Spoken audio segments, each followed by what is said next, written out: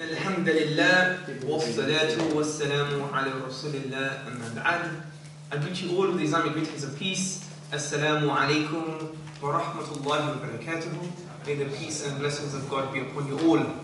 Welcome to the big debate and the final debate of the summer series, June 2010, Islam or Atheism, you decide. Today's debate is called, Is a Secular Society a Better Society? Actually, that was yesterday's debate. I do apologize. I'm feeling quite nostalgic, you see. Today's debate is called A Tale of Two Histories, What Now for the Future? And it's slightly ambiguous, but what we mean is, let's do a comparison between the atheist historical narrative and the Islamic historical narrative, and from that, maybe we could all learn lessons and have a positive conversation, dialogue, discussion, and fruitful debate. This has obviously been run and organized by The Big Debates, which can be found on thebigdebates.com.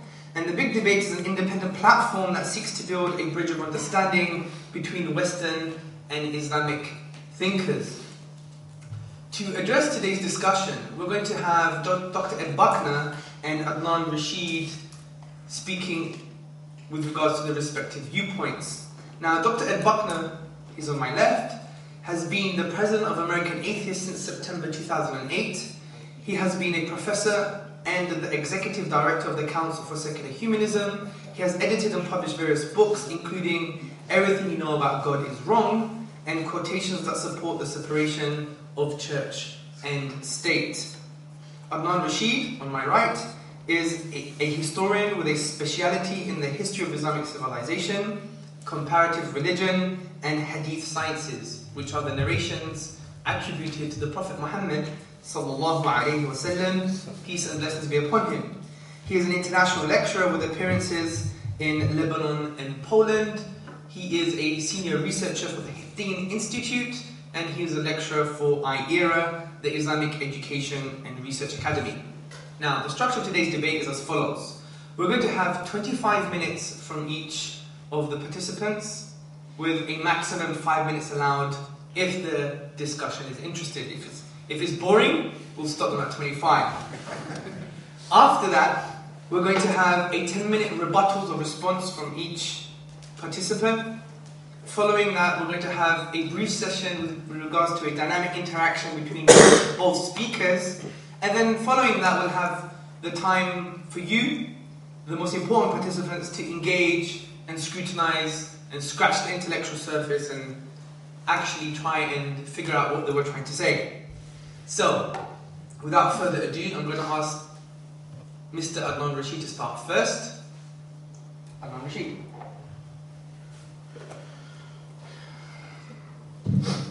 Bismillah ar-Rahman ar-Rahim. Alhamdulillahi Rabbil Alameen. Wassalatu wassalamu ala khatamil anbiya wa sayyidil mursaleen. وعلى آله وأصحابه الغر المامين ومن تبعهم بإحسان إلى يوم الدين أما بعد. We will show them our signs in the universe and within themselves until it is clear to them that this is the truth from their Lord. Chapter 41 of the Quran, verse 53. To be or not to be, that is the question. Whether it's nobler in the mind to suffer the slings and arrows of outrageous fortune, or to take arms against a sea of troubles, and by opposing end them. So said Shakespeare through the mouth of Hamlet. A beautiful principle. If you wait for the troubles to finish by themselves, you are waiting for a long time. And if you take arms against these troubles, you may end them. Michael Servetus, or Miguel Serveto, as he's known in Spanish language, was a man who followed this principle. He took up arms against the Trinitarian doctrine of his time. Writing in the 16th century, wrote against the Trinitarians, condemned the doctrine of Trinity, in a book titled The Errors of Trinity. And he was in due course burnt at stake in Geneva by the henchmen of Calvin in the year 1553. To me, as a historian, as I see history, Michael Servetus wasn't burnt in the year 1553. His murder took place long before he was born. And his murder, in fact, took place in the 4th century, as the Theodosian Code puts it to us. And I will quote the code to you so that you can see what I mean. Theodosian Code, a code, laws introduced by the Emperor Theodosius in the year 380 CE. Theodosius was a Christian emperor, a Catholic emperor. And the code states in the book 16, article 1, verse 2, emperors Gratian, Valentinian and Theodosius, Augustus, an edict to the people of Constantinople. It is our will that all the people who are ruled by the administration of our clemency shall practice that religion that the divine Peter the Apostle transmitted to the Romans.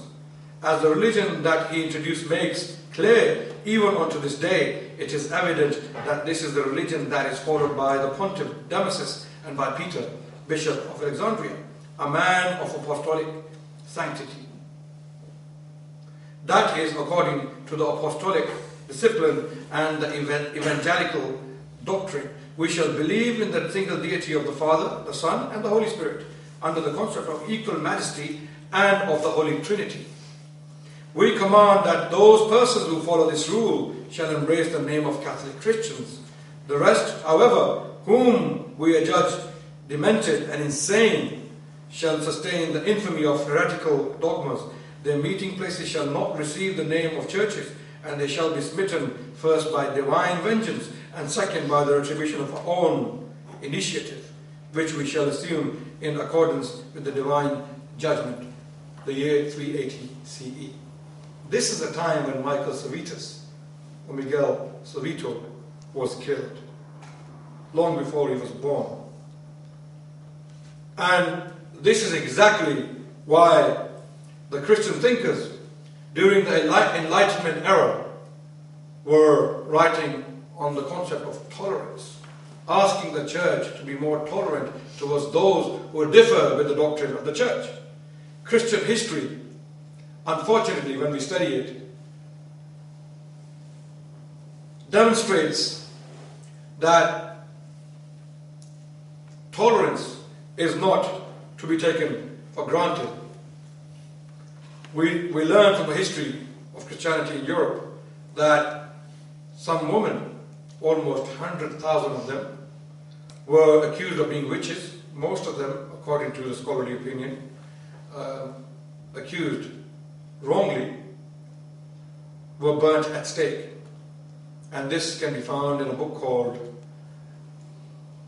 Witchcraft in Early Modern Europe by Brian P. Levick.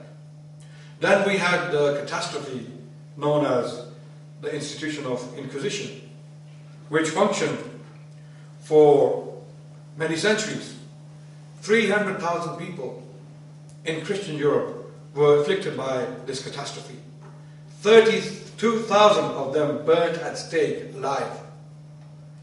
And those scientists who dared to challenge the doctrine of the church were also afflicted by this catastrophe known as the institution of Inquisition.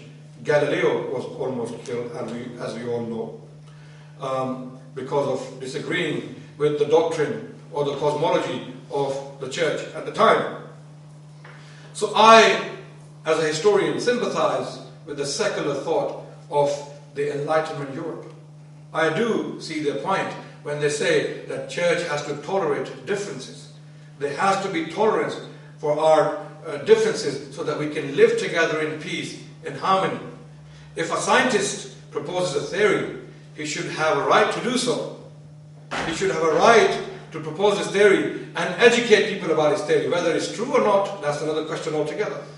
But intellectual inquiry into the connecting principles of nature must be carried out without any fear of persecution or retribution. And this is the principle I follow as a historian. Secondly, but most importantly, and firstly, as a Muslim. Islam and its history demonstrates clearly that tolerance of difference of opinion must be met without any prejudice, regardless of creed, color, race, or tribe. It has to be done. This is one of the basic tenets the Quran promotes. In chapter 2, verse number 256, we are told there is no compulsion in religion. The truth stands out clear from the falsehood. And this is the principle which Muslims follow to this day. And they followed this principle historically, as we will come to see in due course. So the Christian history tells us, it shows us that Europe suffered intellectually, physically, spiritually under severe persecution of the Catholic Church in particular and other churches in general. Even the Protestants, when they came to power, when they broke away from the Catholic Church, even they were persecuting people. Last witch was burnt alive in the UK on this tiny island in the year 1726 in Scotland. Last witch was burnt alive in Europe in 1782 in Switzerland, a country which is an example of tolerance as we speak today, until, of course, it banned the minarets or the building of minarets in its domain. So, as the Enlightenment writers were writing during that era, that we have to separate the church from the state affairs, from the political affairs. It made sense. There was no other option. In order to bring people together, to live peacefully, to coexist peacefully, this had to be done. And if I was living in Europe at the time, I would have supported them to do this. Now, the Europeans at the time did not know an alternative called Islam or an Islamic system. Let me elaborate what Islam is and what it did for mankind. Before I do that, we must understand what we are talking about today. We are talking about our differences. Ed, an amazing guy. I am truly fascinated by his personality, and I am very privileged to meet a person like him. He is an amazing guy with good morals, with good character, and I am very sure that there are many atheists in this world who are similar to Ed, with good principles and good morals. But I will be talking about general manifestation of atheistic history. I will be talking about what happened when atheists broke away from the church and they made something new for themselves, and how that new thing, new idea, or new systems manifested themselves in practicality.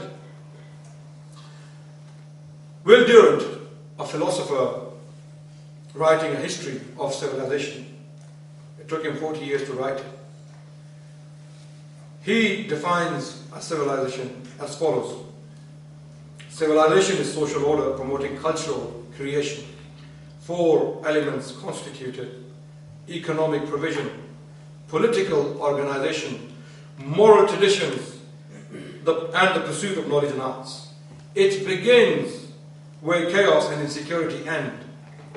For when fear is overcome, curiosity and constructiveness are free, and man passes by natural impulse towards the understanding and embellishment of life. Very simple.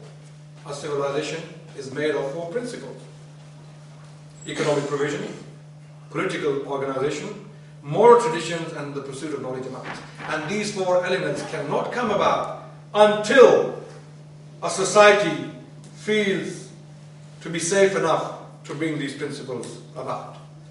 Security, sense of security and protection is crucial. It is the pillar of a civilization. If this is missing, if this pillar is missing, then there is chaos and violence and catastrophe.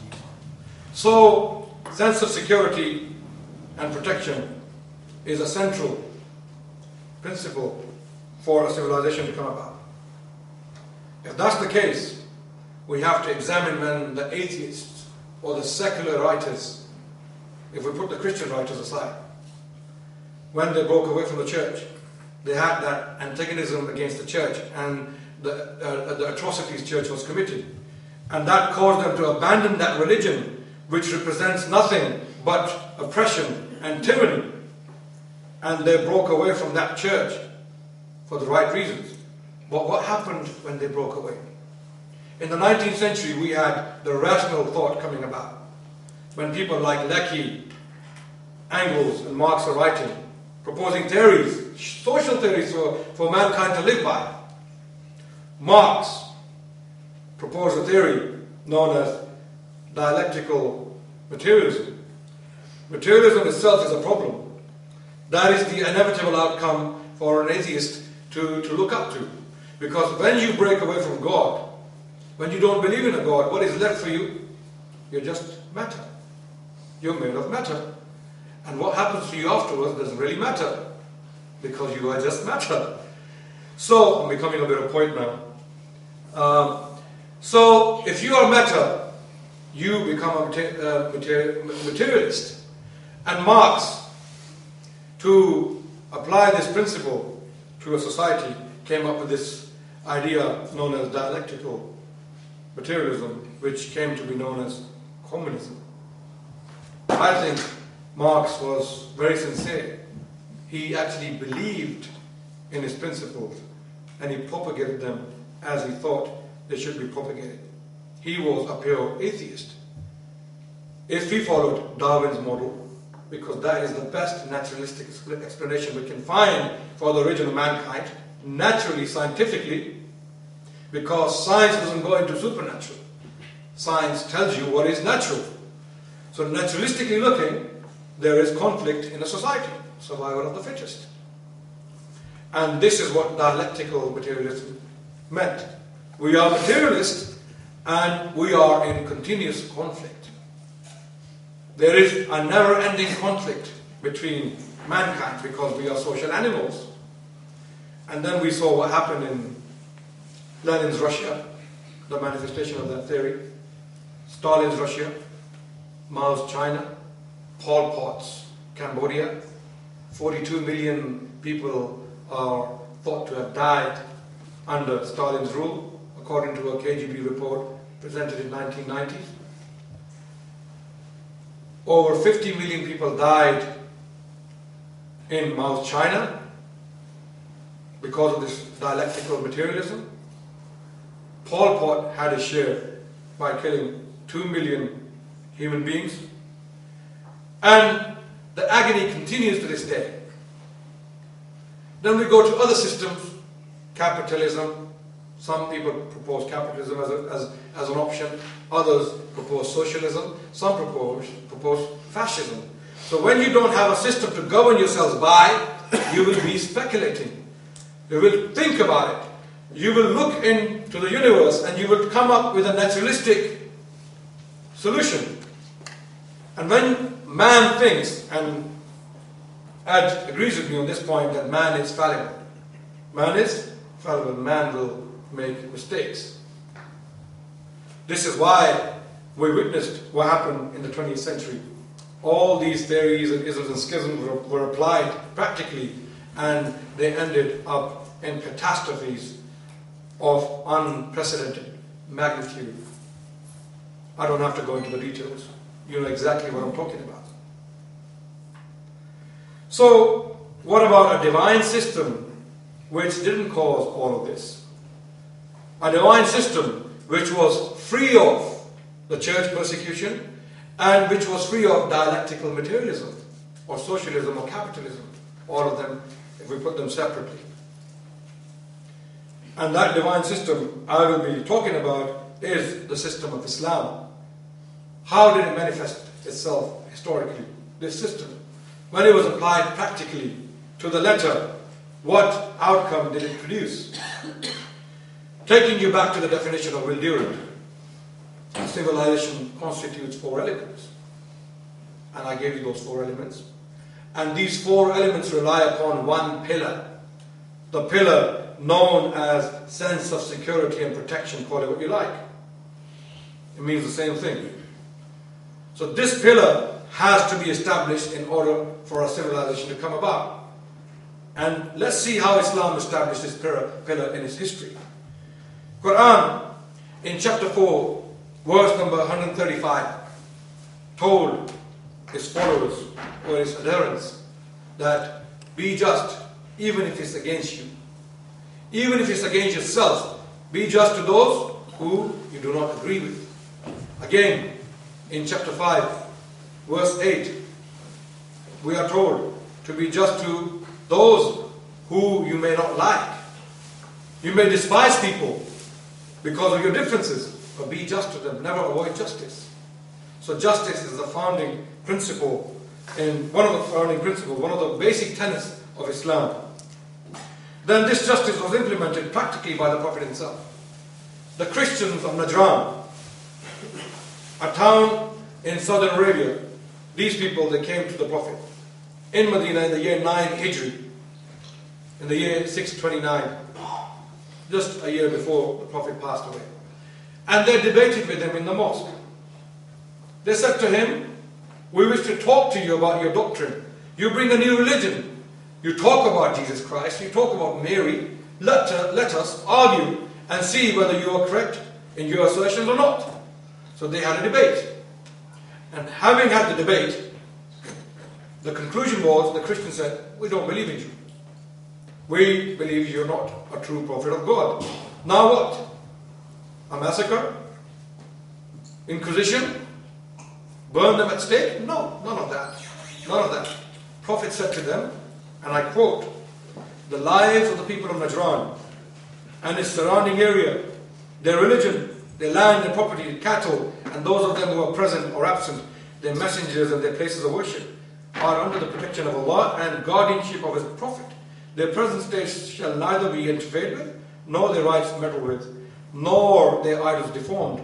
No bishop shall be removed from his office. The intention being that no changes in whatever state everyone is shall be made. Status quo shall be maintained. These were the terms which were offered to the Christians of Najran, even though they openly disbelieved in the Prophet of Islam. This was not accidental behavior. This was deliberately implemented conduct, which was binding upon the future rulers, the future successors of the Prophet, such as Umar bin Khattab, the second Caliph of Islam, who came to power 2 years after the Prophet's death. When he went to Jerusalem, the city of Jerusalem submitted to him, and these are the terms he offered to the Christians of Jerusalem. This is the protection which the servant of Allah, Amir al-Mu'mineen, grants to the people of Palestine. Thus the protection is for their lives, property, church, cross, for the healthy and sick, and for all their co-religionists, in this way that their churches shall not be turned into dwelling houses, nor will they be turned down, nor any injury will be done to them, or to their enclosures, nor to their cross, and nor will anything be deducted from their wealth. No restrictions shall be made regarding their religious ceremonies. Unprecedented behavior. Never before in the history of mankind these terms or terms similar to these terms were ever offered to the other. Now one may ask a question, whether these treaties ever worked. They are beautiful documents. They represent a tolerant behavior. They do show that, in theory at least, the Muslims were trying to be tolerant and allowing freedom for the other. Were they ever effectively implemented? I wouldn't take you to the Muslim historians, because the objection may be history is written by victors. Or the Muslim historians would obviously give a biased record. So I will take you to the Christians who were living under Muslims at the time, and the Jews, and let's see what they have to say about the treatment Muslims had for them. Bernard the Wise, a pilgrim monk, visited Egypt and Palestine in the reign of Caliph al-Muqtas in the year 866 CE. He stated, that the Christians and the pagans, i.e. the Muslims, have this kind of peace between them there, that if I was to go on a journey and I was to abandon my luggage in a place for some time, and when I came back, I found my luggage unmolested. Such is the peace in that land. In 869 CE, Patriarch Theodosius of Jerusalem writes to his brethren in Constantinople, to the Patriarch of Constantinople, and he states, the Saracens, i.e. the Muslims, show us great goodwill. They allow us to build our churches and to observe our own customs without hindrance.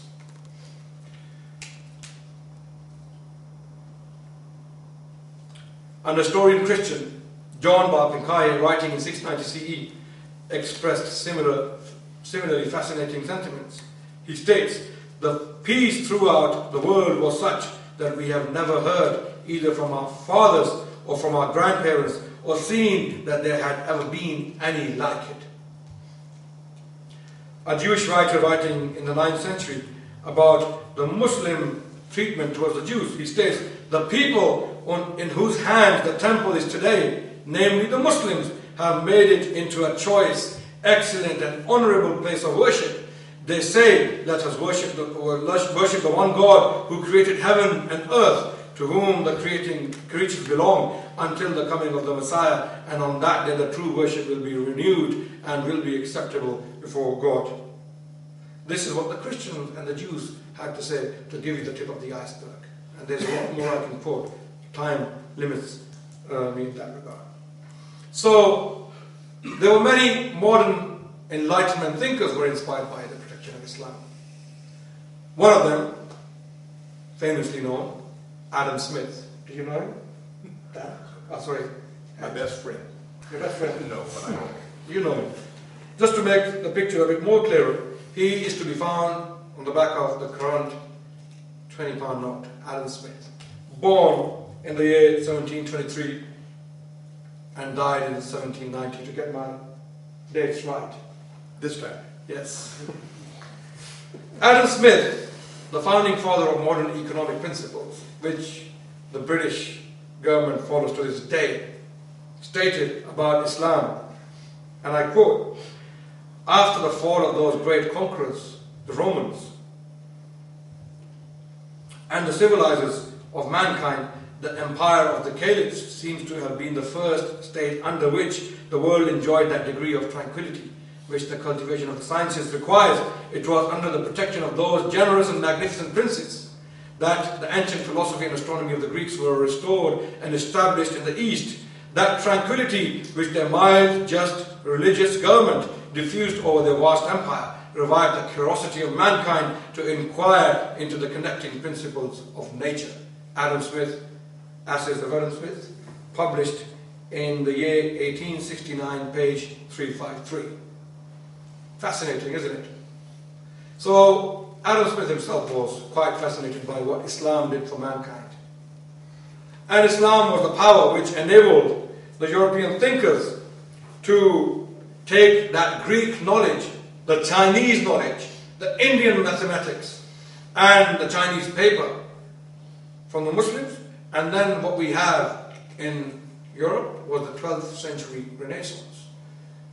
People traveling down to Spain, to give you one example, Islamic Spain in Toledo, taking knowledge from the Muslims and taking it back to their own countries. To give you one precise and specific example of Britain, a man known as Daniel Morley, not very far from this place. Morley is somewhere in Midlands. He traveled to Toledo to take philosophy from the Arabs in his own words. I was just quoting. He came back to England having collected all the Arabic manuscripts, gets together with a man called Bishop John of Norwich, establishes a school of philosophy in Oxford, which later on came to be known as the Oxford University. Bodleian Library in Oxford University is mainly the largest medieval collection in that library, and a large part of that collection is the Islamic collection. Most of the scholars studying philosophy, science, and other literature in the Middle Ages, the 12th century to 13 and to 14 and onwards, were reading the Muslim works and they benefited from them. So Islam did not have the same history as the Christians had. Muslims, they had a different history. They had a different past. This is why we did not have this phenomenon known as separating church from the state. We never had these problems until the colonial powers took over some of the land from the Muslims, and they introduced some of these new ideas in the Muslim lands, which are reaping their fruit to this day, unfortunately, which we talked about yesterday. There were live debates taking place in Baghdad in the 10th century, where atheists, agnostics, Muslims, Jews, Christians, Zoroastrians were coming and debating their principles openly, having intellectual interactions. Who said that? Sidney H. Griffith in the volume 3 of the Cambridge History of Christianity on page number 207. She quotes a Muslim traveller who travelled to Baghdad in the 10th century, and he described what was happening in Baghdad at the time. We never had a problem with an intellectual discourse. We allowed people to express their views openly. So secularism was not necessary for us. It wasn't needed for us because we had a magnificent history which we can apply to this day. This model we can apply to this day and be successful. Now, Ed may argue that you don't have that today, and I agree with him. We don't have that model implemented today anyway, because our problem is secularism. Muslim countries, most of them, in fact 99% of them, are politically secular democracies. And they have some of the European principles implemented which are not very well working, unfortunately, so far. Even in Europe, if we come to the liberal Europe to see how liberal secularism manifests itself in this day and age, we have to see the Swiss ban on minarets. We have to consider the Belgian proposed ban on niqab. We have to look at the French ban on hijab. We have to consider 28 days detention without charge. We have to think about body scanners, not caring about any religious sentiments whatsoever. And the list goes on and on and on. And the re-emergence of right-wing, materialist, anti-minority groups such as EDL, shouting slogans on the street against anti-Islamic slogans. So secularism, again, is about to repeat what happened in the early 20th century, in the mid-20th century, unfortunately. And we must stop it. And one of the ways to stop it is to support the cause of Islam. Ladies and gentlemen, thank you very much for listening to me. Wassalamu alaikum wa rahmatullahi wa barakatuh.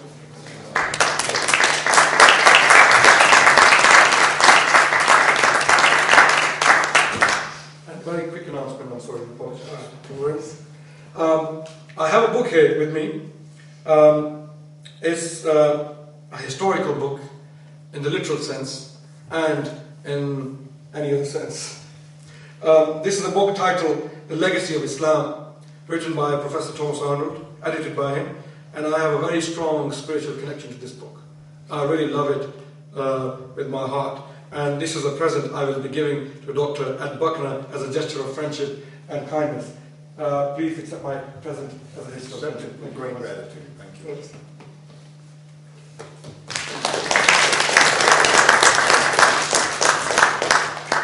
Thank you very much for that surprise, Adnan Rashid. Without further ado, I ask Dr. Buckner to present his case. Thank you.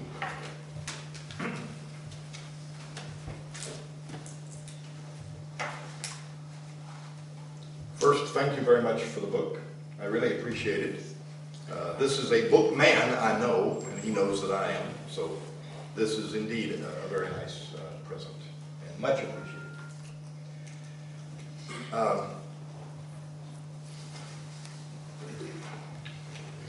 Each of these events that we've had is independent and separate, and so we're not supposed to make reference to the earlier ones in case somebody's only looking at this one.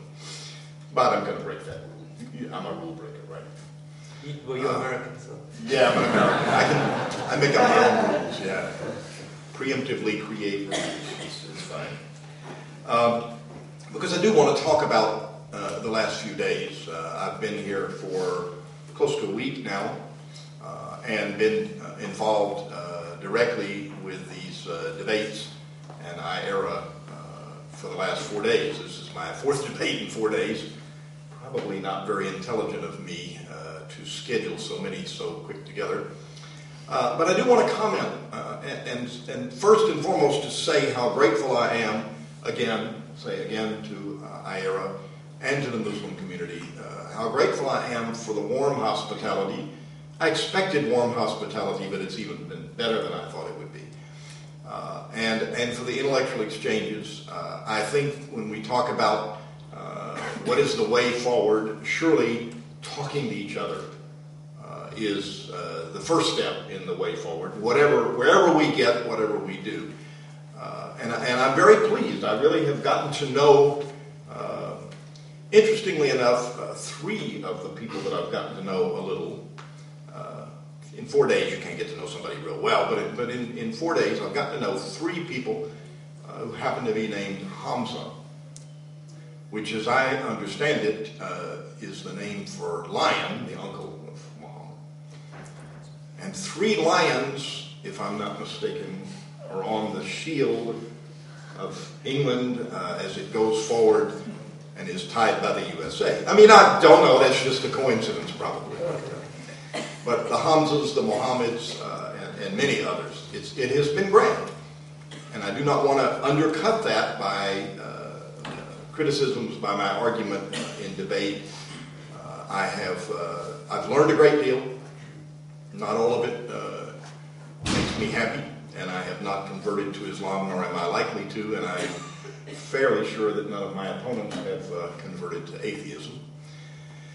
I've also been engaged I've been an American, I can't be anything else, and I've had this lame Southern humor, and I understand from at least one member of last night's audience, or maybe it was the night before, I can't keep it straight, who misunderstood a bit of that humor. It was last night, because we had two against two, and our side went first, and I said, whatever you do, don't listen to those guys.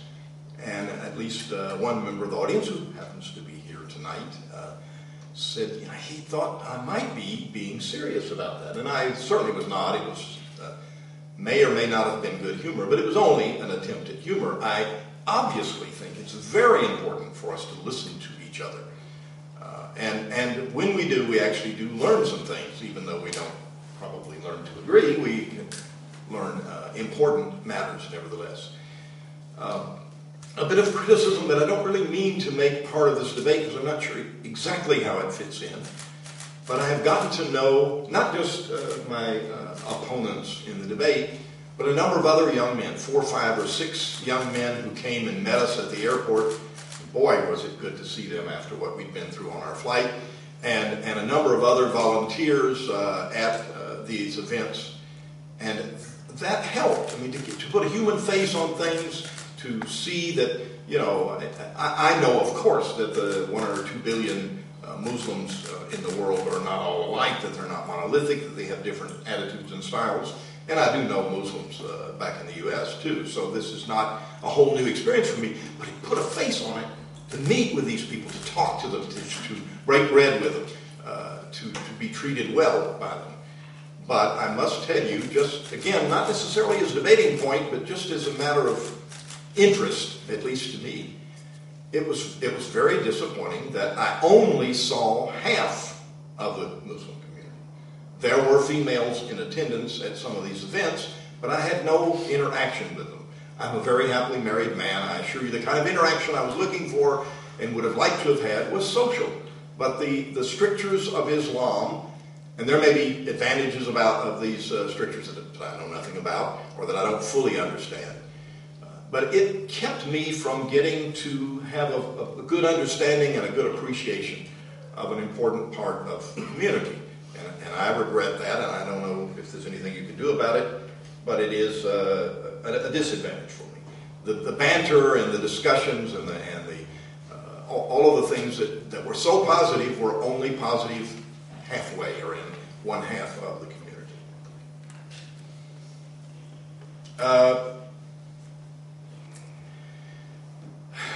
I'm going to try to keep it reasonably short so that we might have more time for question and answer. I've always learned that I learn more and find it more interesting to have Q&A, both from my colleague.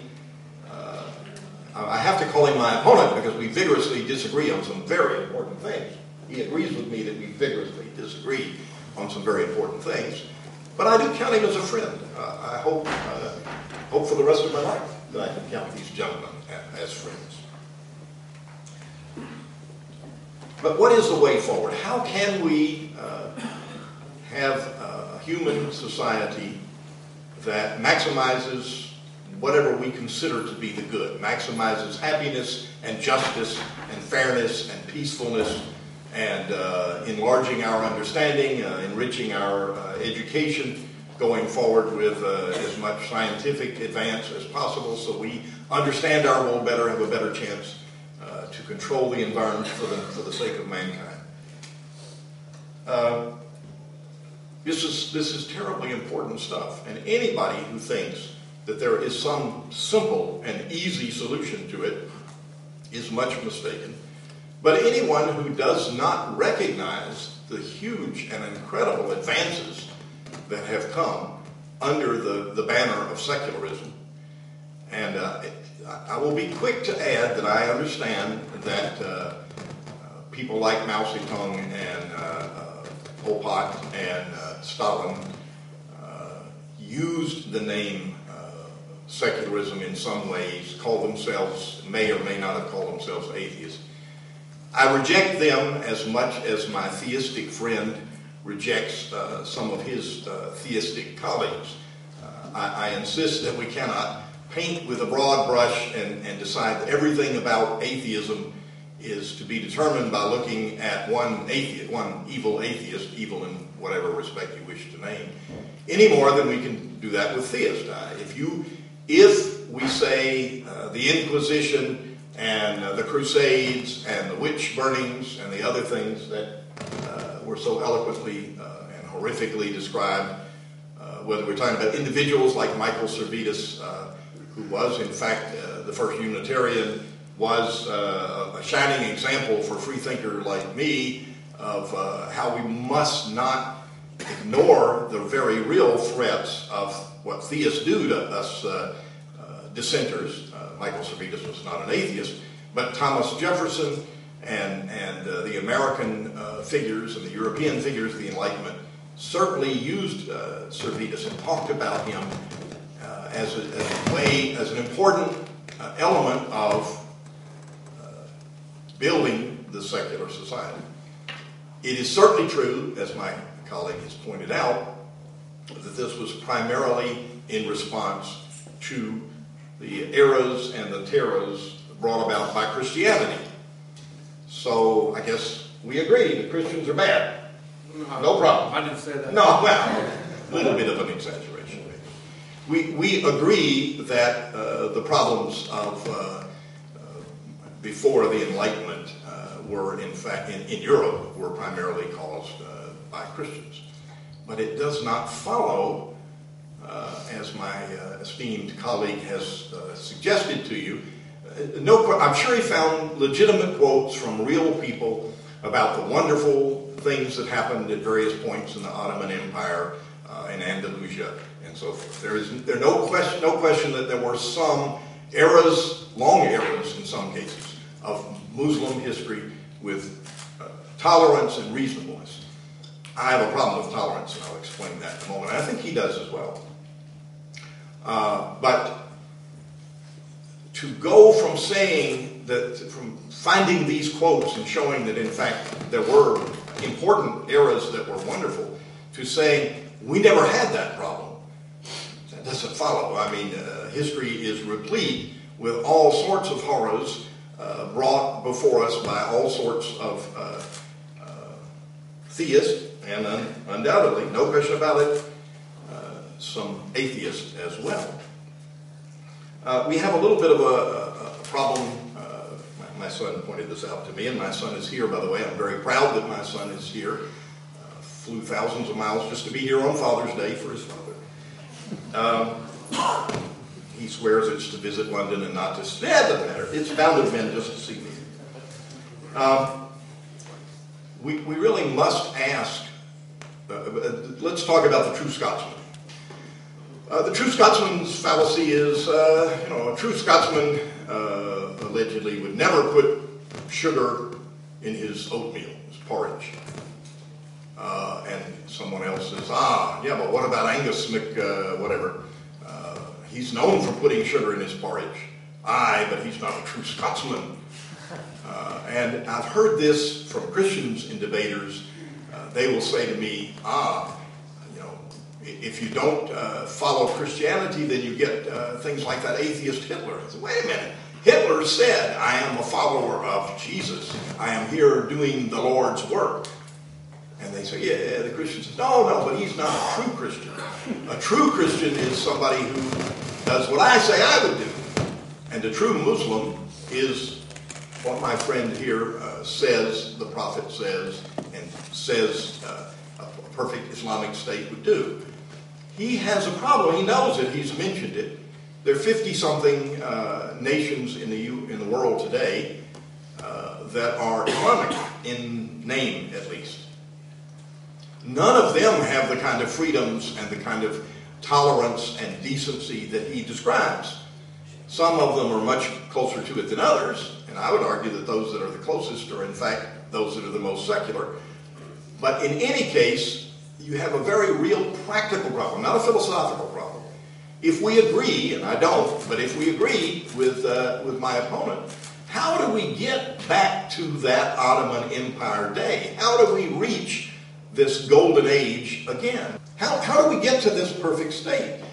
How do we get the differences between Shia and Sunni resolved? How do we get the differences between one form of Sunni and another form of Sunni? And there are many different variations.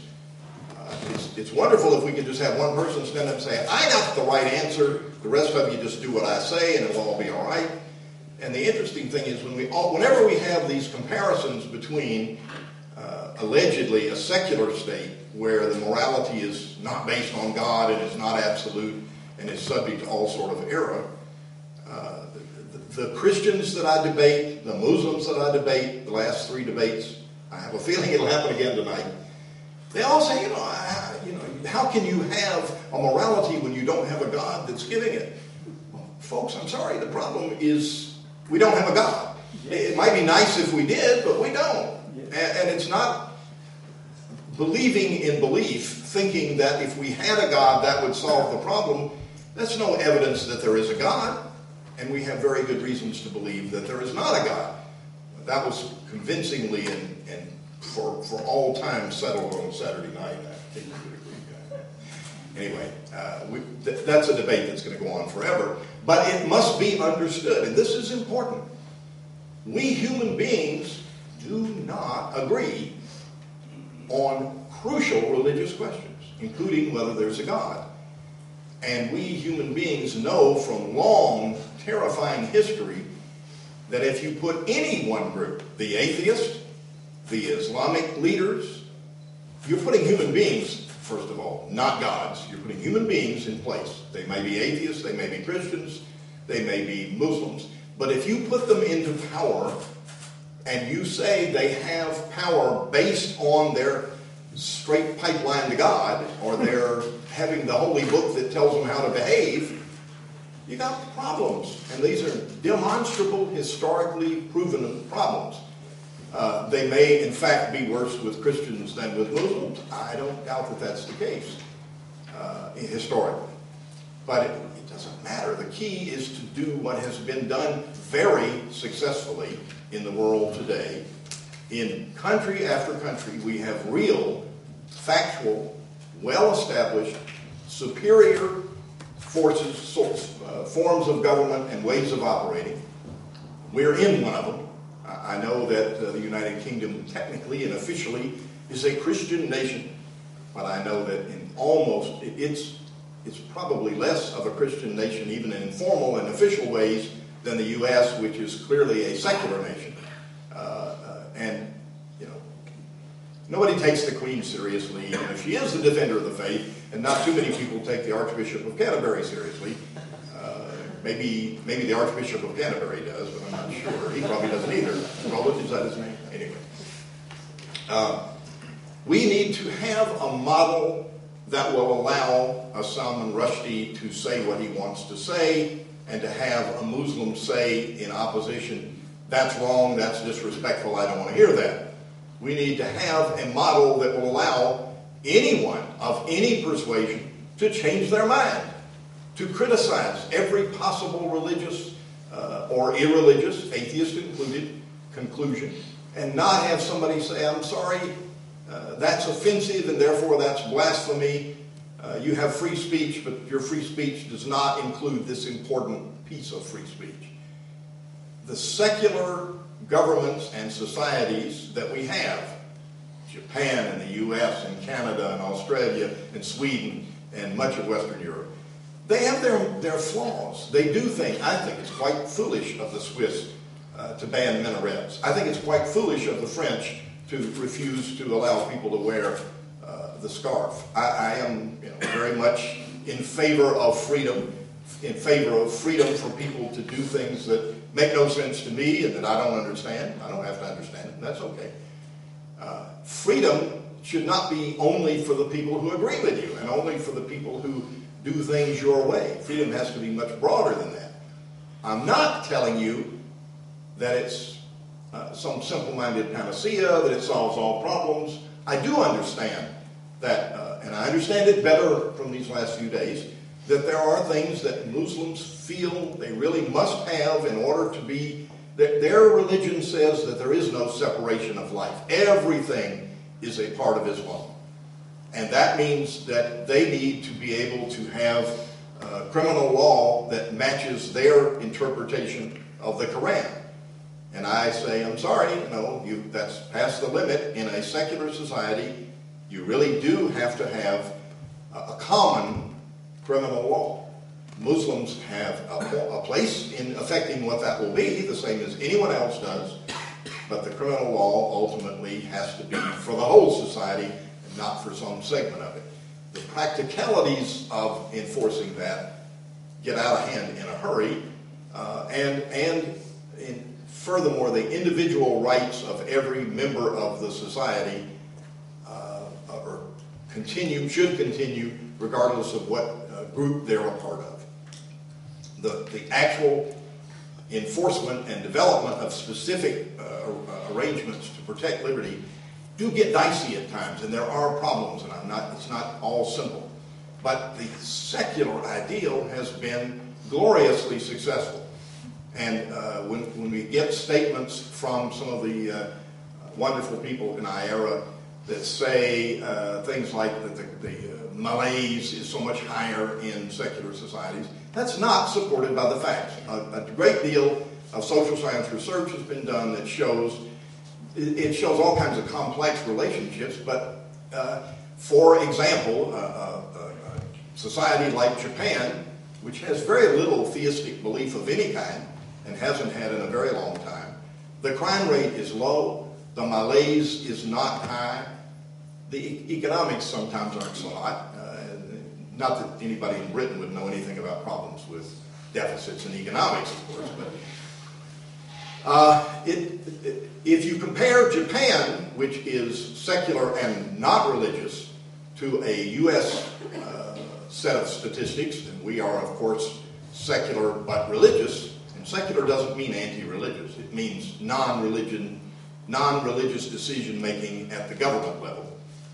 When you look at the U.S., which is heavily religious, at least nominally so, our crime rate in general is higher than it is in Japan. But our crime rate has dropped and is getting better despite perceptions to the contrary. So which is it? Does our religiousness cause the crime? Probably not. It probably has more to do with homogeneity and heterogeneity of populations than it does any of these other things. But we cannot be simple-minded about it and say that secularism causes differences in these kinds of statistics. The secular societies are stable. They make mistakes. They do terrible things. They do terrible things in my name that I'm very unhappy about. I think preemptive war is an absurd idea under almost all possible circumstances. And I would prefer to have a leader who understands that we have a secular country and doesn't talk about going on crusades. You know, there are lots of problems with actual on-the-ground examples of things that happen in secular societies or in societies that are declared to be Muslim societies. But look at the long, broad range of individual rights and of abilities of groups.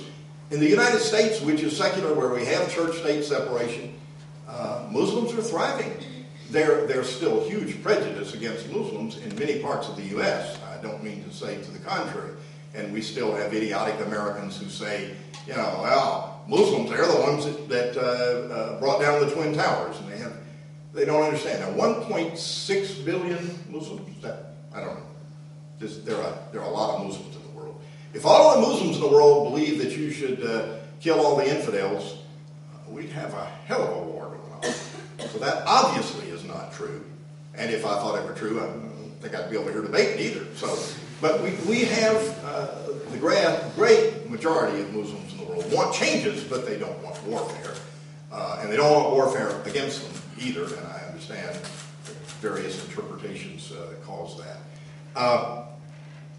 I have many things to say about what my friend said in his opening, but I'm going to save that for the rebuttal. I still got some time? 7 minutes. 7 minutes? I got plenty of time. All right.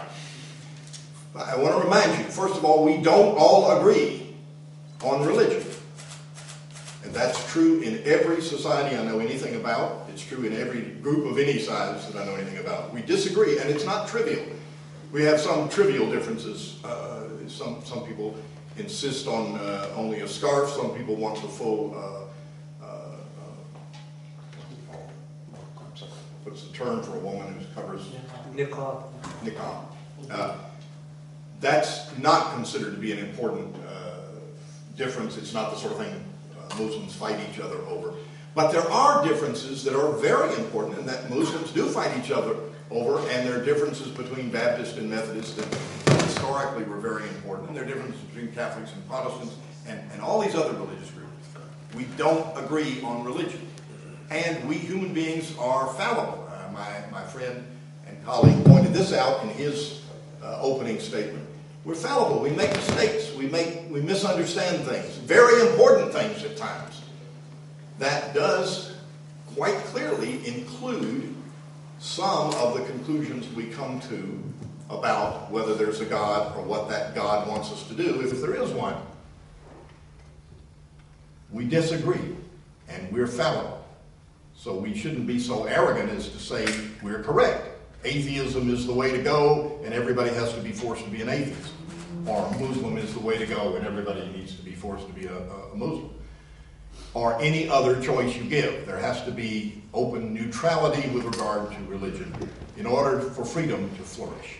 I have some problems with my Islamic brothers over free speech, you know it. So we can't resolve these issues by going to war or by strong-arming somebody or by voting on things. And the fourth thing is individual liberty, individual religious liberty and other kinds of liberty is worth defending, worth protecting. It's worth protecting and defending for its own sake. Not because if I protect your liberty, you'll agree with me and I'll win, but because I might be wrong. Let's not be arrogant. Islam teaches you not be arrogant. Atheism, I think, should teach that. Maybe it doesn't. I would like to teach that. We mustn't be arrogant enough to believe that our own position has to be the only possible one. So I think the only possible kind of society you can have that honors and recognizes and pays attention to those four principles, the fourth one being the most important, protect individual liberty, is a secular model and not any sort of theistic model, however pure it might be if the pure Islamic model could somehow be brought about. As a practical matter, I think it's quite unlikely that it ever will again, if it ever was, be on the face of the earth. Thank you.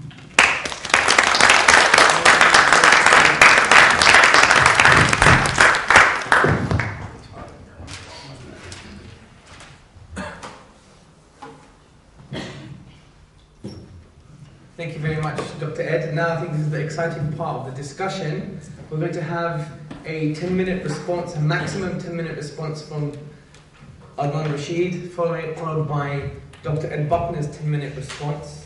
Then we're going to have an interaction, and we're going to open it for Q&A. So without any further ado, I ask Adnan Rashid to come to the lectern.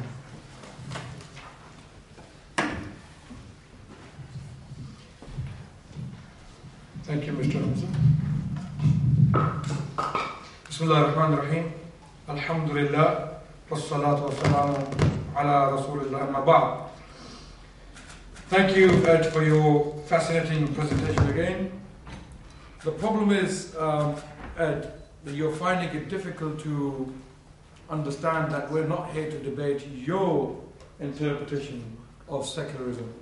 We are here to debate secularism as it presents itself historically. Because the topic of the debate is a tale of two histories, what now for the future. So when we do a comparison between the secular history, whatever it may mean, and the Islamic history, we come to realize the model you just presented, the utopian, idealistic model, doesn't exist. It hasn't come about to this day.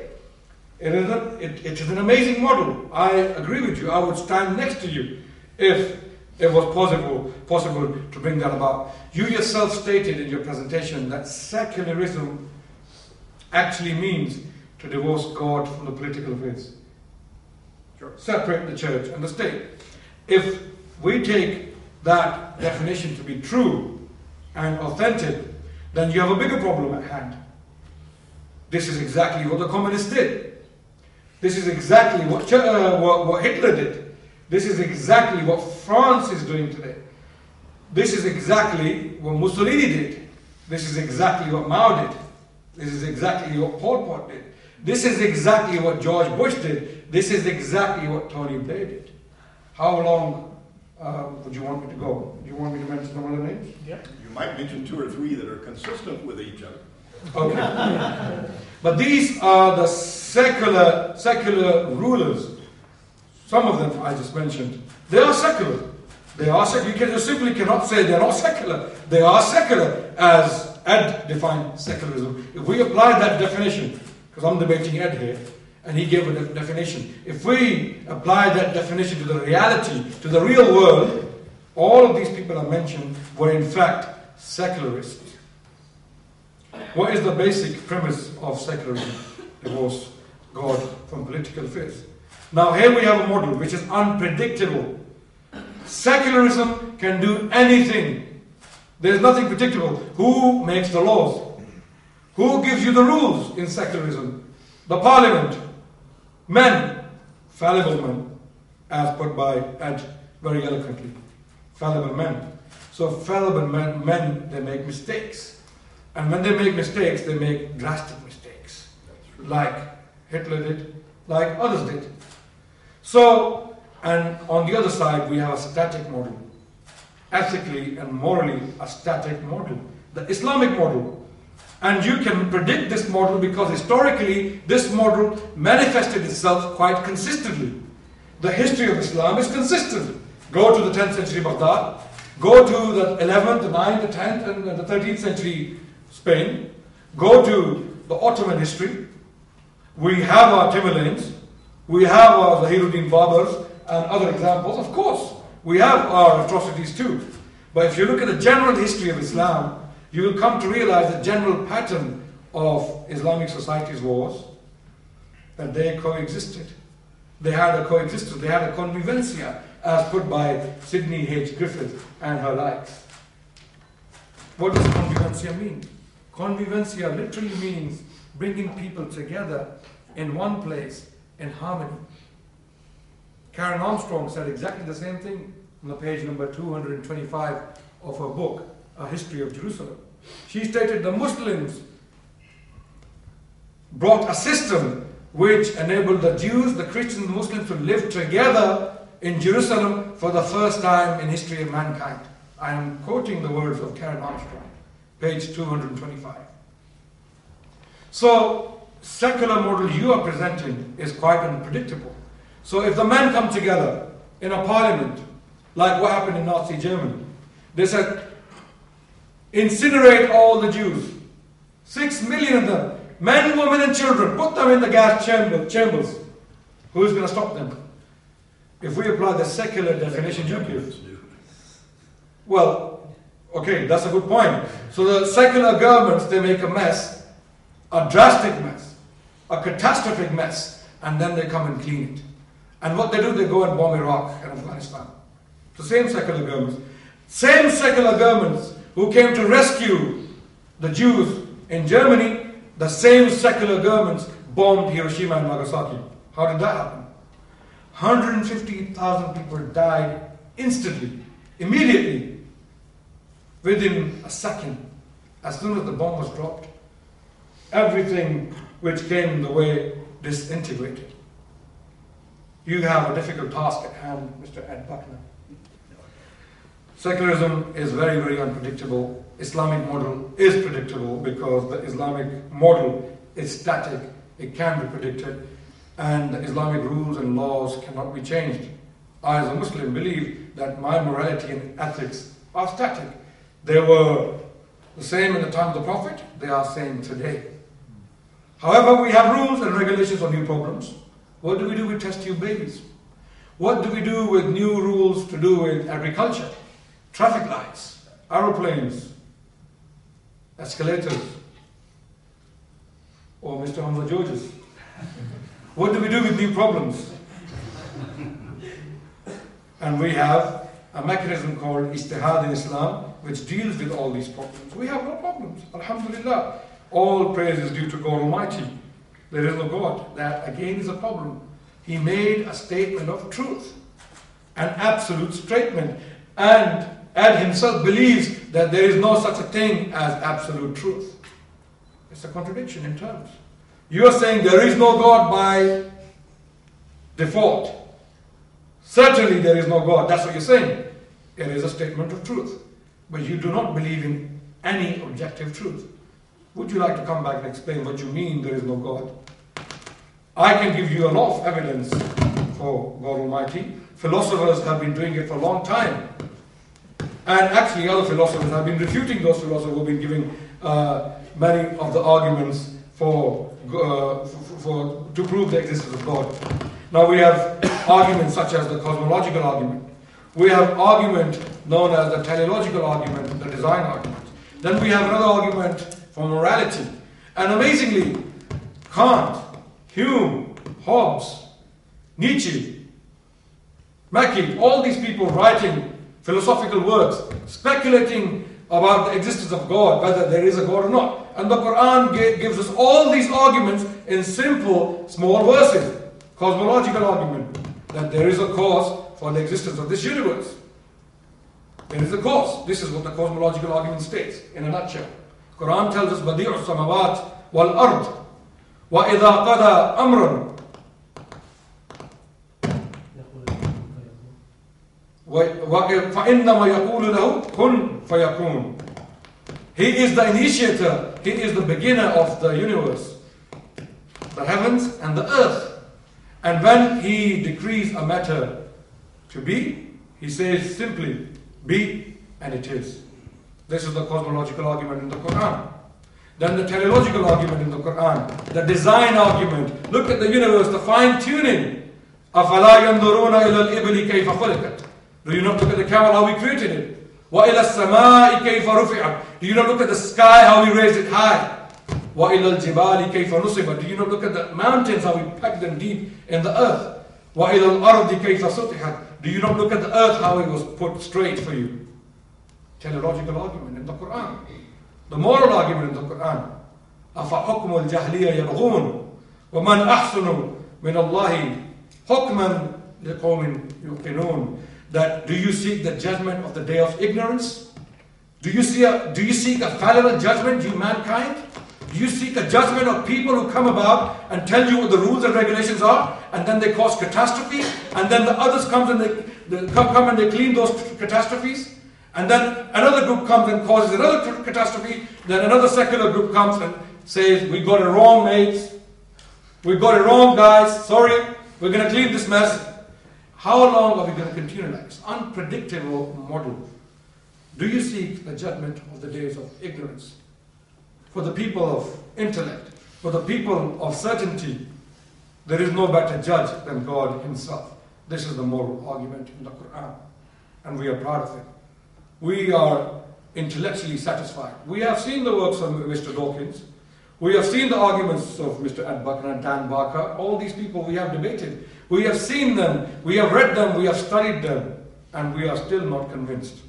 We are still not convinced. So, some of the contentions raised by Mr. Buckner, he seeks a model like Japan, Sweden, and USA. And he stated that USA, the situation is much better when it comes to the issue of crime rate. Well, to my knowledge, if it's accurate, there are 2 rapes taking place every 3 minutes in the USA. I don't know if you knew that. Let me give you something more local and more contemporary. In Britain, 167 women are raped every day. Every day. 47,000 rapes in a year. 2 million crimes, violent crimes are recorded. 2 million violent crimes were recorded in the year 2007. 1 in 4 women is sexually assaulted at work in this secular society. So I don't know what model you are talking about. And I don't see why your model is better than the model I presented, which was the model of freedom of speech, freedom of conscience, freedom of expression. Salman Rushdie's case you presented. Islam gives absolute freedom to express your views in an intelligent way. Islam promotes an intelligent discourse, a dialogue based upon rational deductions, but Islam does not give freedom to insult. And I'm pretty sure the European governments will agree with me on that. Thank you very much. Wassalamu alaikum wa rahmatullahi wa barakatuh.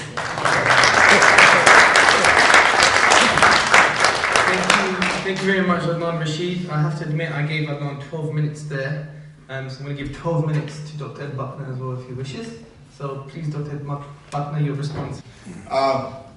It is, the arguments in favor of God's existence have been around a very long time. They have been quite successfully defeated to the satisfaction of most modern philosophers, scientists, and so forth.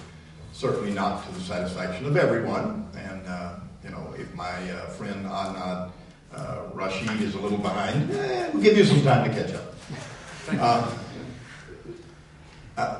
Just to very briefly touch on a couple of these proofs of God. We really, honestly, don't have time to deal with all of them, although all of them are, in fact, readily enough dealt with. The design argument works, provided you only look at the right parts of design that you want to look at and that you want to decide are positive. When you start looking at terrible diseases and cougars tearing little bunnies apart and appendices and gnats and flies and all sorts of other terrible things, it turns out we don't have as well designed a universe as this seems to have presented.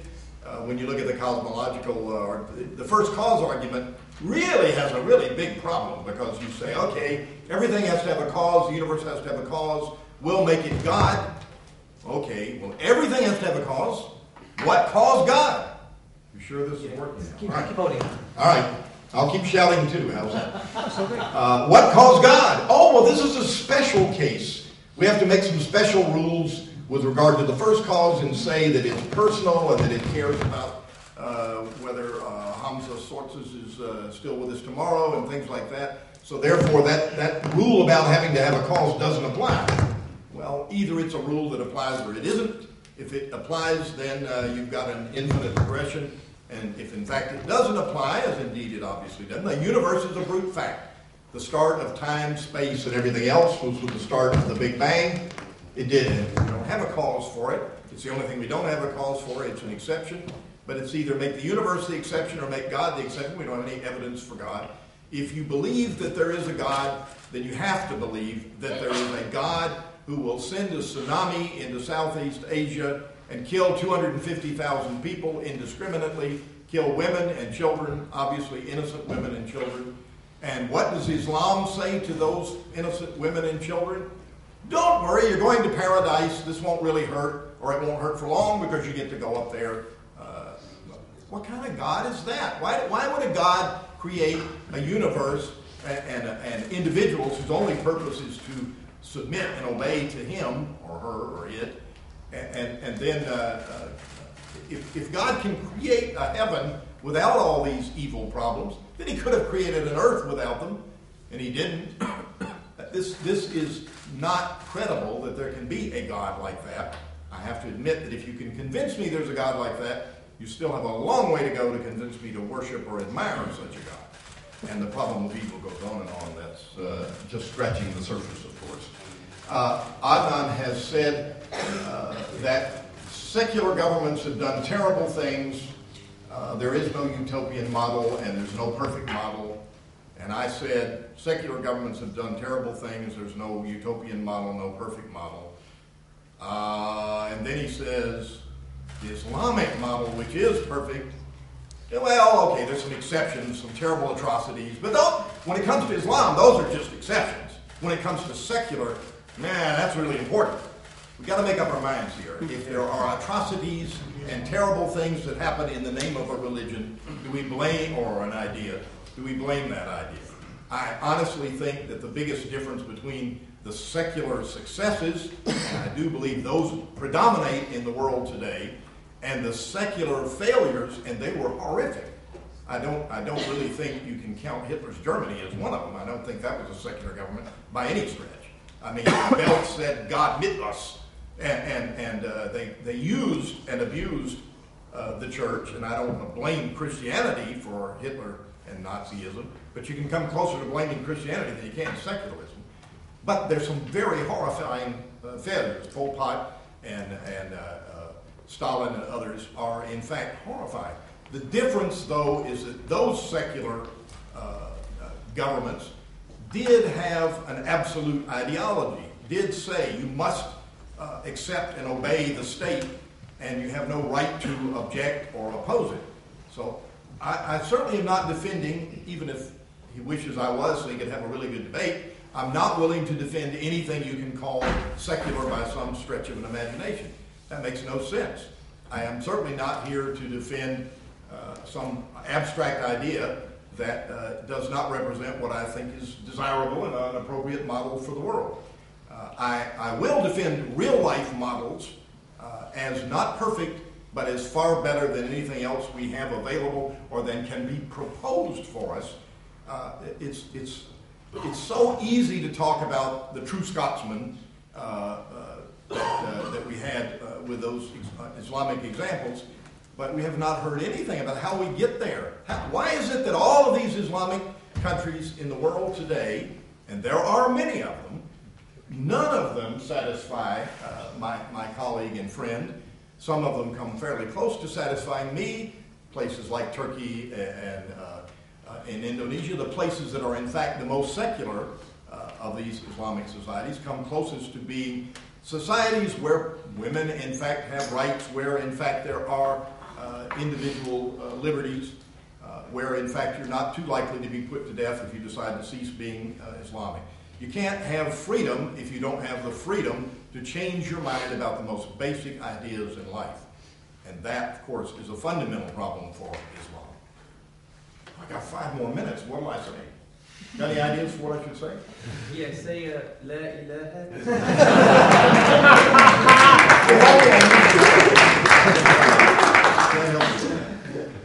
There are many things that I agree with my colleagues here, at least in what they're saying in their ideal model. I certainly agree that we should have free intellectual inquiry, that there is no religion, no compulsion in religion.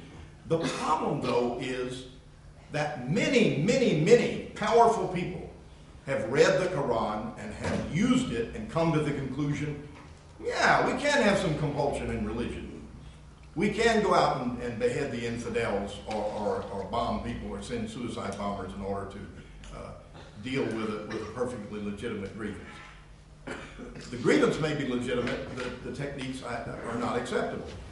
It's human beings we're talking about. Nowhere do we have gods fighting other gods. If we did, I might pick a god and go with him. But we don't. we have human beings who say, I am doing this in the name of God. I have the book that God gave me. The Quran is by no means the only one that is like that. The Christian Bible, there are many religions that I'm not familiar with, but there are thousands of religions, and nearly all of them have some sacred text which they say is wonderful, and if you'll just read this and read it in the proper original language, then you'll accept it and you'll understand. But in fact, in practice, that has not been the case in the history of the human race. Every time we have given absolute power to somebody and said, okay, you represent God, then individual human beings lose out. And it is a very dangerous thing, and it's not a trivial difference.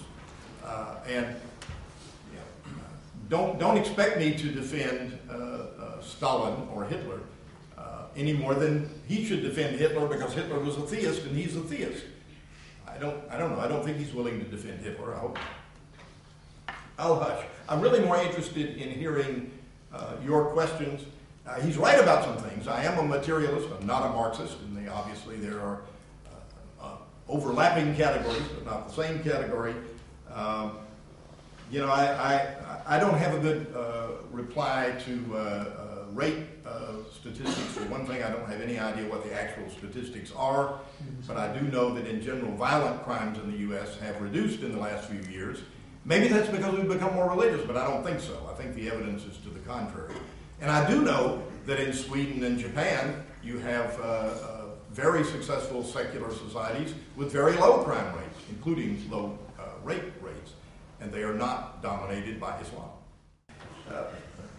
Practically speaking, what's the solution? Let's, for the moment, which I'm not actually willing to do, let's for the moment pretend that I'm willing to concede to you. How do we go about doing that, and how will you protect individual liberties under the system that you want to put in place? Okay, first you concede to my ideas, and then No, I was very careful to be hypothetical. Okay, the method, we're not discussing the method. The first question here is, I thought we were talking about the future. How are we going to have the future without a practical method? What now for the future? It means that once we establish what happened in the past, and it was positive, should we revive it again? Should we bring it back again? That is the question we are discussing. Should we continue with secularism as we have it today? Or should we bring something much more positive, much more free, much more tolerant, which was in the past? And I'm proposing a model which was much better in terms of freedom of expression, freedom of conscience, freedom of religion, which was in the past, than what we have today. There are secular governments you mentioned as model. They are oppressing the minorities as we speak right now. And who knew Switzerland was going to ban minorities? I was shocked. I was shocked. I couldn't believe it. I was shocked.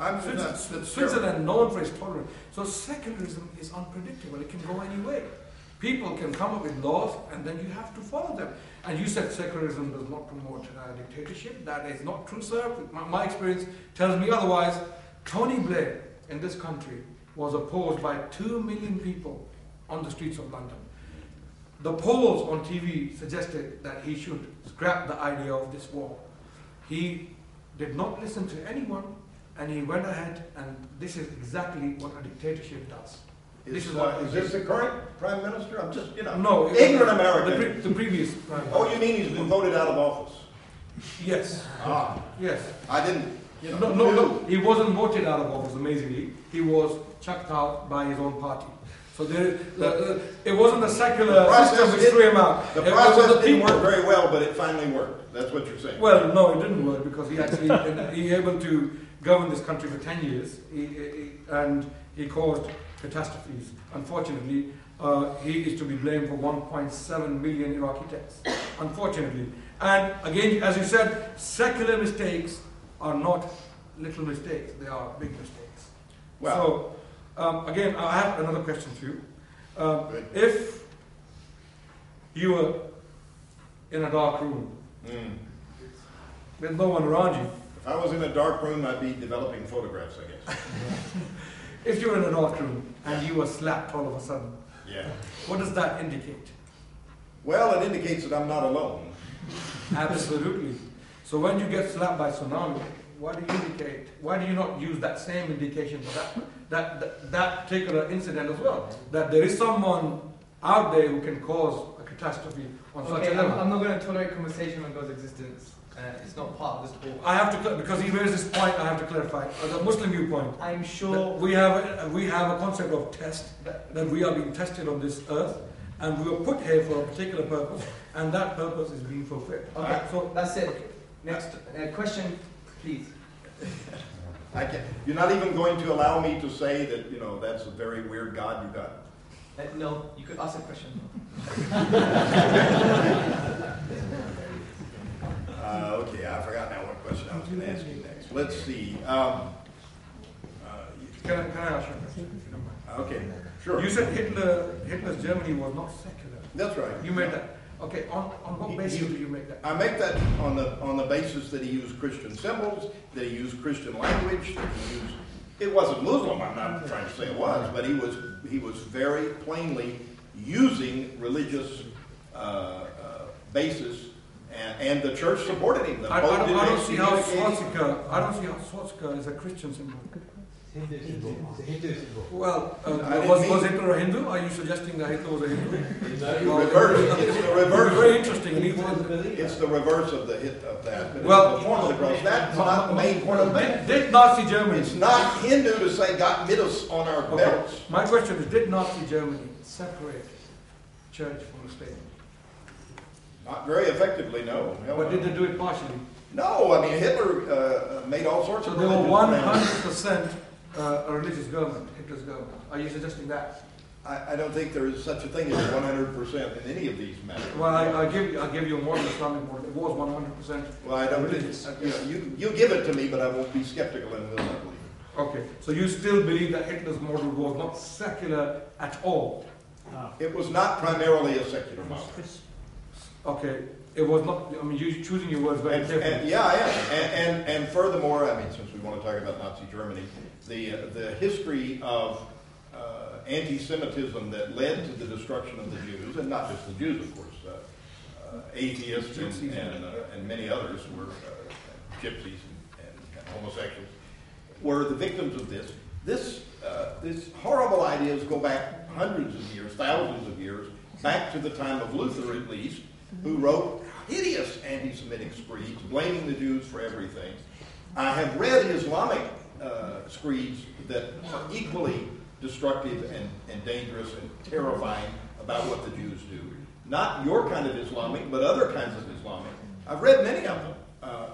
And you can go on the internet easily and find people who say they are speaking for Islam and that the Jews are the tools of Satan and to be all. Now you're not saying, you say that's not the model.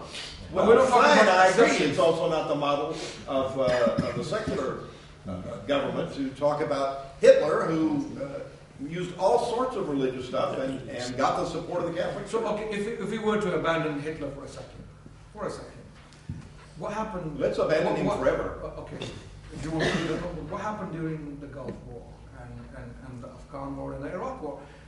You yourself, in your speeches on YouTube, you have stated that USA is a secular government.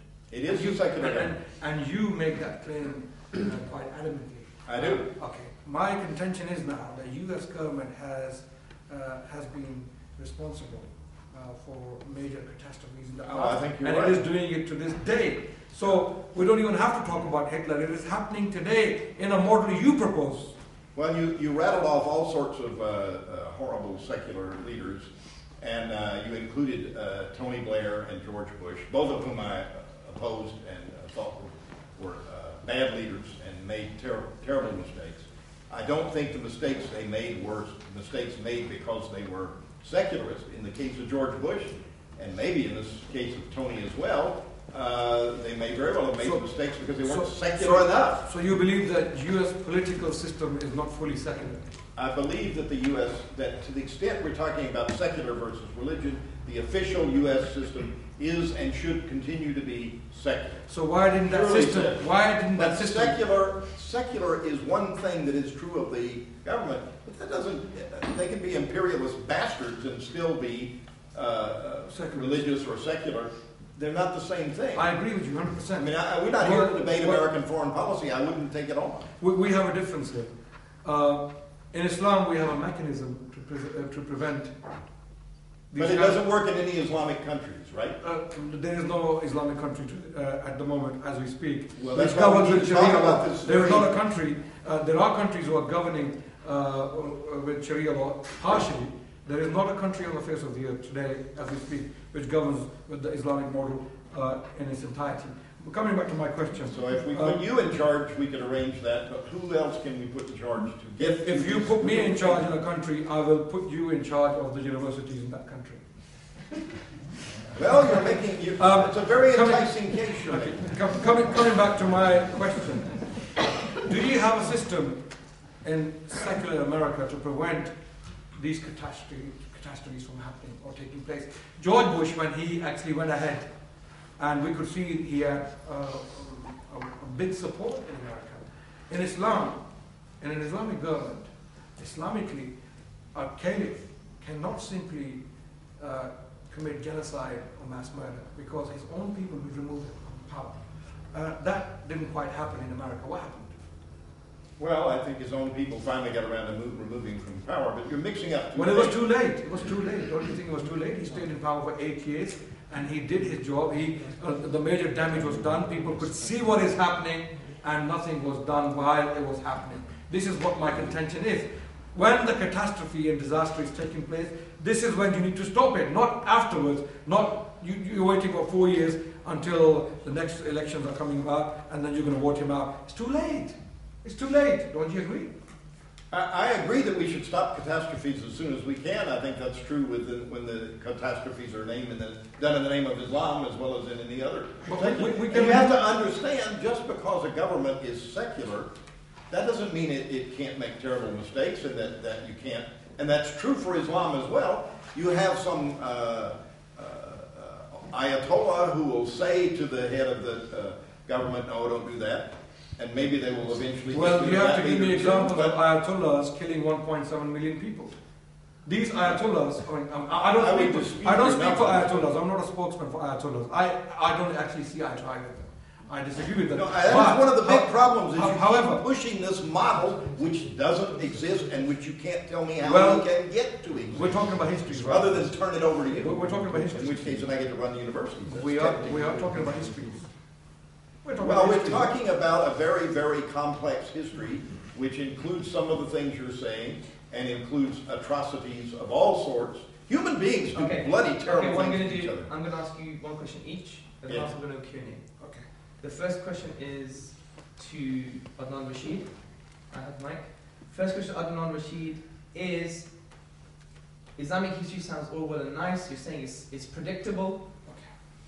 You can see the expressions on its political face. It's absent today. How do we bring it back? Okay, the first step is to raise awareness, which is exactly what we're trying to do. People are not aware of this model, unfortunately. This model is deliberately suppressed in Europe, in academic works. I study history. I'm studying right now as I speak to you.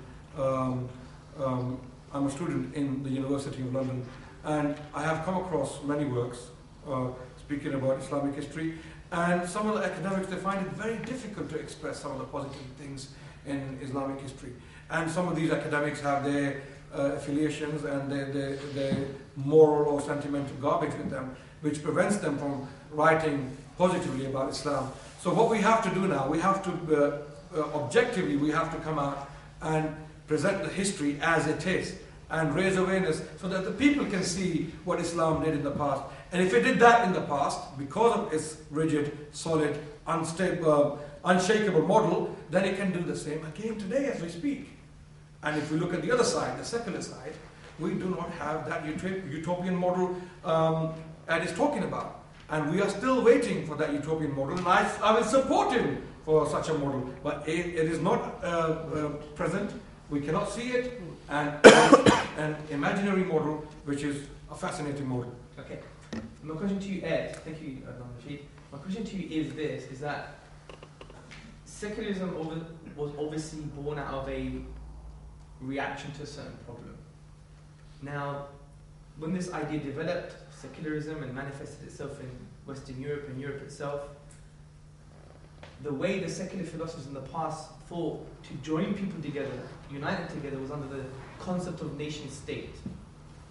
Now, would you agree or disagree that this concept is not very timeless now? Because now we live in a very heterogeneous society.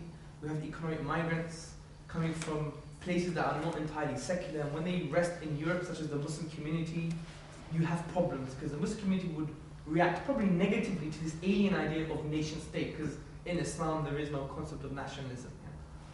So how do you think secularism can deal with these future problems of trying to unite people under a particular state or nation, frontier, government? What do you think secularism should do? And what do you think the Muslim community should do? Well, I don't think we should even begin to believe that secularism can be a panacea and can solve all of these kinds of problems. It can provide the framework where human beings, Muslims, atheists, Jews, Christians, Buddhists, can vie in the marketplace of ideas to have a proper and pure secularism. You really do have to protect the rights of the religious. You have to have not toleration, but liberty, and there's a big difference. He referred earlier to tolerance and to the fact that it was not acceptable. And the Americans, we're very proud, we're all proud to be Americans, right? Oh, wait a minute, there's only one other American. Anyway, America is justly proud of having invented a form and a way of developing religious liberty. It is certainly true that it was primarily in reaction to excesses of Christianity and not in regard to excesses of Islam, although that's not entirely true and not the whole truth. We did have great difficulties with Barbary pirates who said they were doing it in the name of Islam and doing it because we were Christians. And we did have a treaty, 1796, 1797. This is very near the beginning of our American history. Our Constitution was passed in 1787, went into place in 1789. And in 1796, we concluded a treaty with Tripoli that said the government of the United States is not in any sense founded on the Christian nation, and we will not go to war with you over religion. So we have a history, an official history of secularism that goes back that far. Often when we have failed, and we have failed because we have not been secularists, because we've supported slavery in the name, actually, of Christianity, if the truth be told. But moral standards have changed over human history. What we need to do going forward is to recognize there are no easy answers, there are no panacea, but secular frameworks, secular governments work very well for building consensus, for finding ways to solve problems. They don't always work, but this amazing model that allegedly worked in the Ottoman Empire isn't available for us in today's world. And it wouldn't be acceptable to me if it were available. It would be better than the models I see. I can give you a little bit of advice if you could come up with a model that said, if you become Muslim, you can leave Islam, and the penalty will be, we'll work hard to try to bring you back, not we'll put you to death. You can also say, look, we don't want people to insult us, we don't want people to criticize us, but we understand that we don't get to decide what counts as an insult. You bring on your arguments and we'll argue back and we'll try not to insult you. We'll ask you to be civil, but we won't ask for the support of the government in determining what counts as blasphemy, because that curtails individual rights and freedom of speech. Thank you, Dr. Buckner. You're welcome. Now is your opportunity for any questions. We should have a roaming mic. Might even have one that works, huh? We can pass one second. So what we're going to do, we're going to have the first question going to Adnan Rashid, then we'll alternate to Dr. Buckner, so we'll have a fair share of the questions. So is there any questions first for Adnan Rashid? Sorry. Yes, the gentleman in the blue jumper who's got an atheist on his jumper.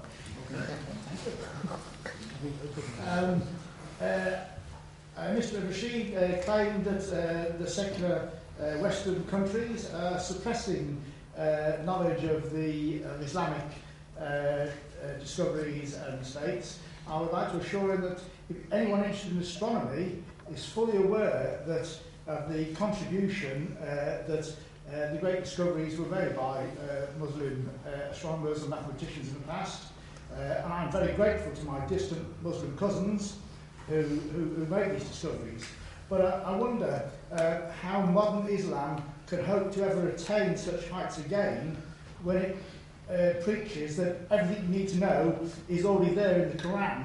There's nothing new to really discover, it's all there in the Quran.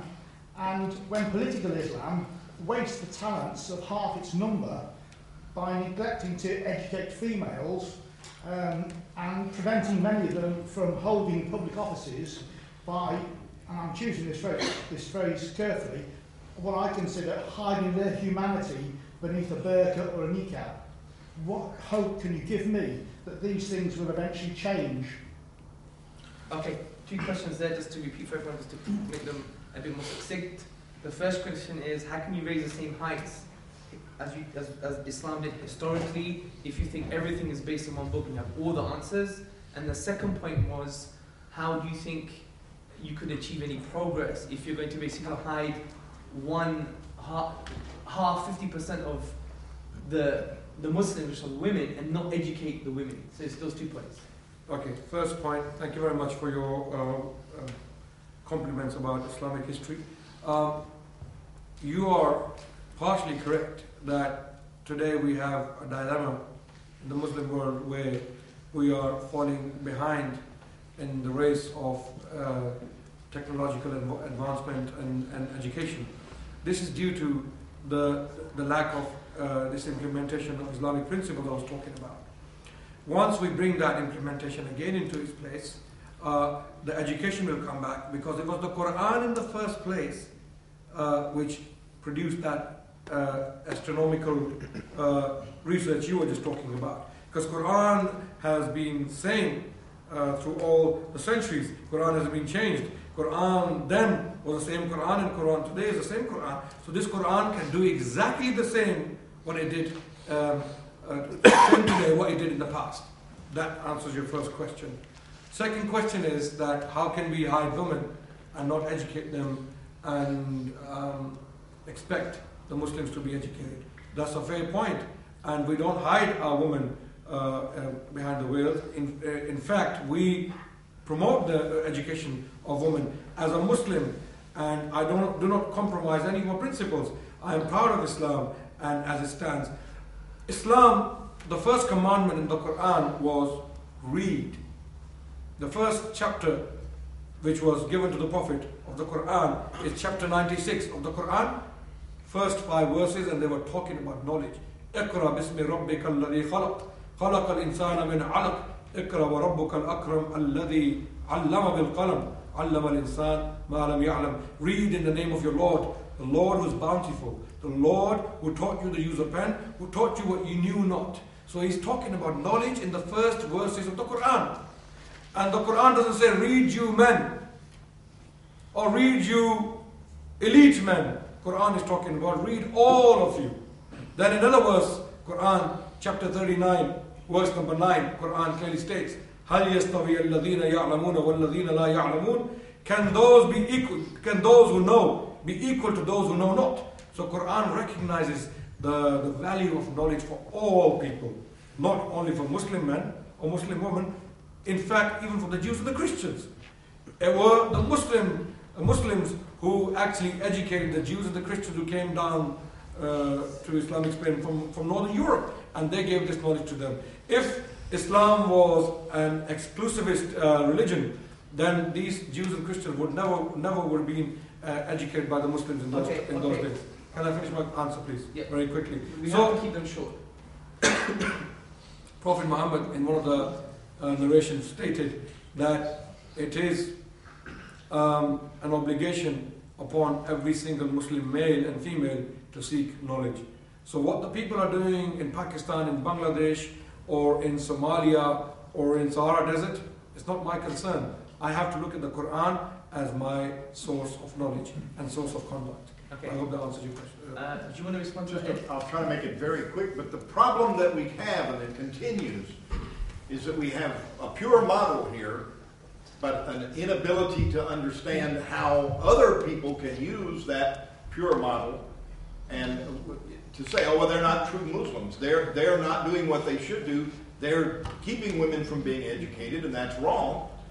How do we get past that human agency that interprets this sacred book? I don't think you can.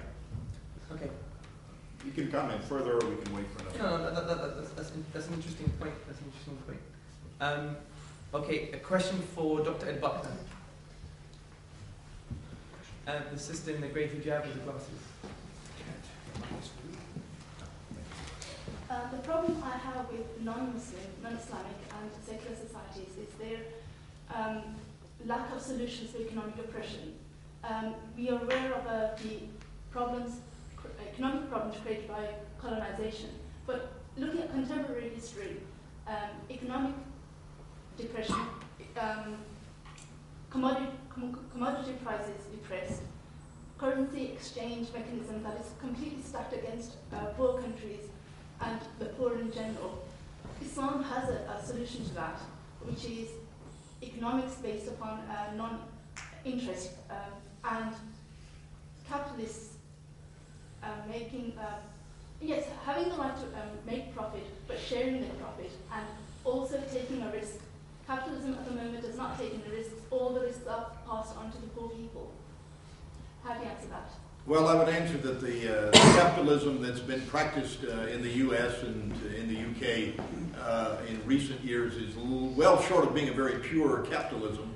And I agree with you that those capitalists, like the bankers in Wall Street, that are allowed to not take risk, but nevertheless to profit and to get government money, it's outrageous. I'm very much unhappy with that.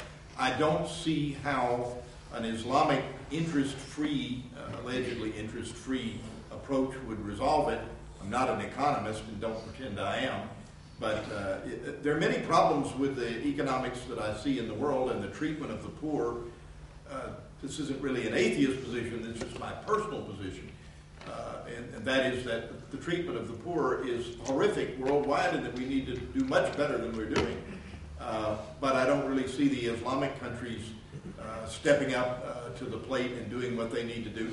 There are, and you know, the problem is, my friend here can say, oh, those are not true Islamic countries, but Saudi Arabia with their huge millions, Iran with their oil thing, they're not doing much for the poor either, and they're getting huge amounts of money. I'm not saying that America's not guilty too. I think America is guilty. But don't you think that economic without interest should be given a try? Everything else has failed. You know, communism, socialism, whatever ism you want to call it, has failed the poor people. Economic oppression is far more oppressive than a political right to swear. Yes, go ahead and swear, but you're going to be starving. I certainly think we need to try some new things. I'm not convinced, given the fact that we have Islamic models that don't seem to be working either, that those are the ones to try. And when I say Islamic models, I'm talking about the real world Islamic models that you see in Saudi Arabia, in Iran, in Indonesia, etc.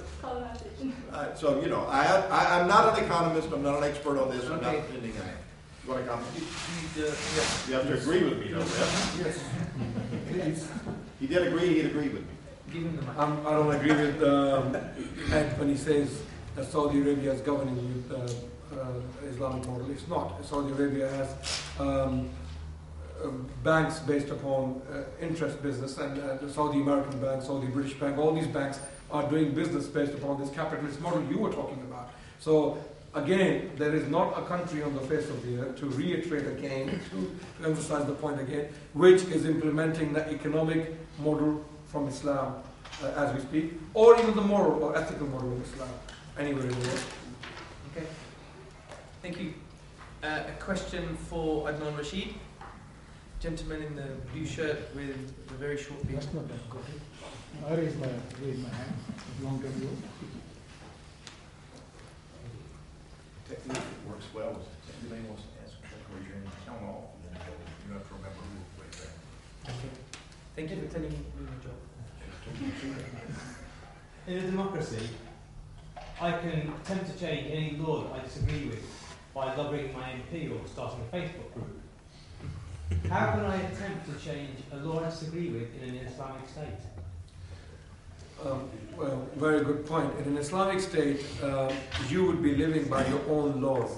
Islamic laws would not be imposed on you as a non-Muslim. We discussed this issue in detail in yesterday's debate, and I'm willing to summarize it very quickly. In Islamic law, or in an Islamic country governed by law or Islamic law, the non-Muslims have judicial autonomies. They can govern their own communities with their own laws.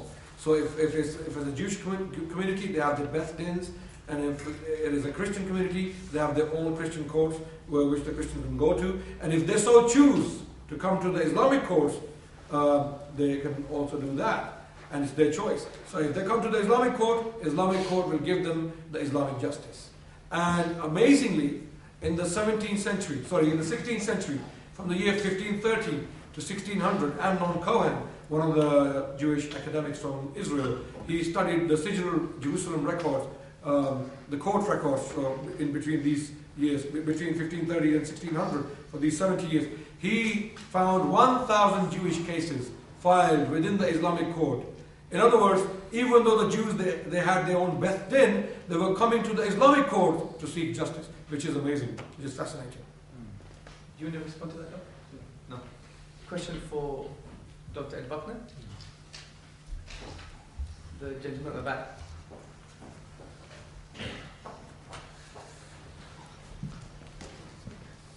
Just to add, everyone be patient, you're going to have a chance to ask your question. I'm going to take everyone that had their hands up.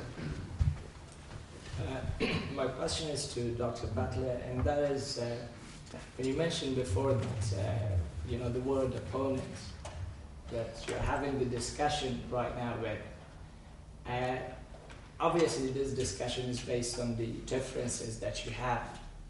And those differences, basically you mentioned the freedom that the secularism presents. So have you, let's say, been given an authority in order to have your ideas and thoughts to put forward?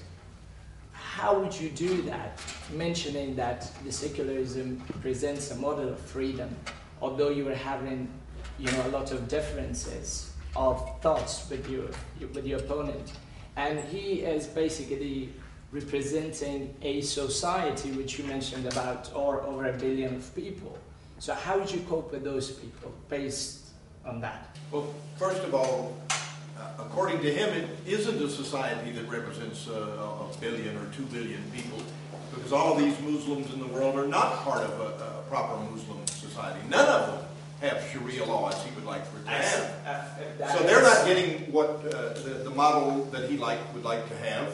And if they're in a secular country, at least they have some chance to represent themselves and to try to affect legislation and so forth within that secular country. I'm not sure I understood your question.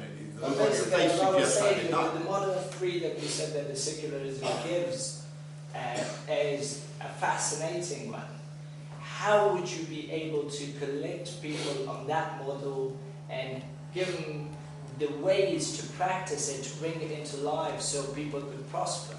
I mean, if that is not be pushed or, bring people into practice by a law, and then how would that be possible? Obviously, you have a law, if you do 70 miles on this road, which is 30 miles, you could be stopped by a police officer and told that, well, this is not what you should do. So if freedom is bound to the respect of the society, that is... Of course. If you thought at any point that I was saying that I support absolute freedom for individuals, no, of course not. It's not even a possibility. We are social animals. We live in a very complex relationship with each other. That relationship does have to be governed. I don't deny at all the need to have civil law and criminal law that will cope with and control behavior.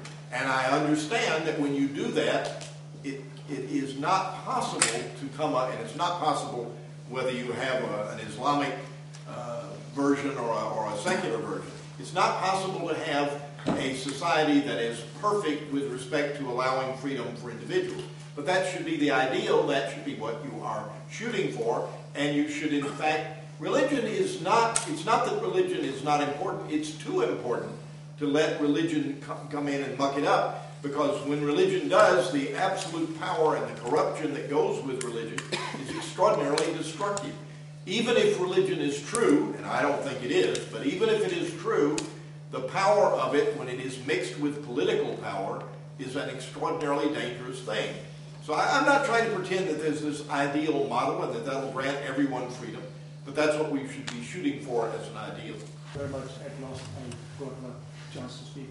Rashid, you mentioned so many things in the history that the people who believed in Islam didn't do atrocities. I come from India, and the people like Babur and Aurangzeb and Genghis Khan, they done loads of atrocities. Number of people were killed, and they happened to be Hindus or Sikhs at the time.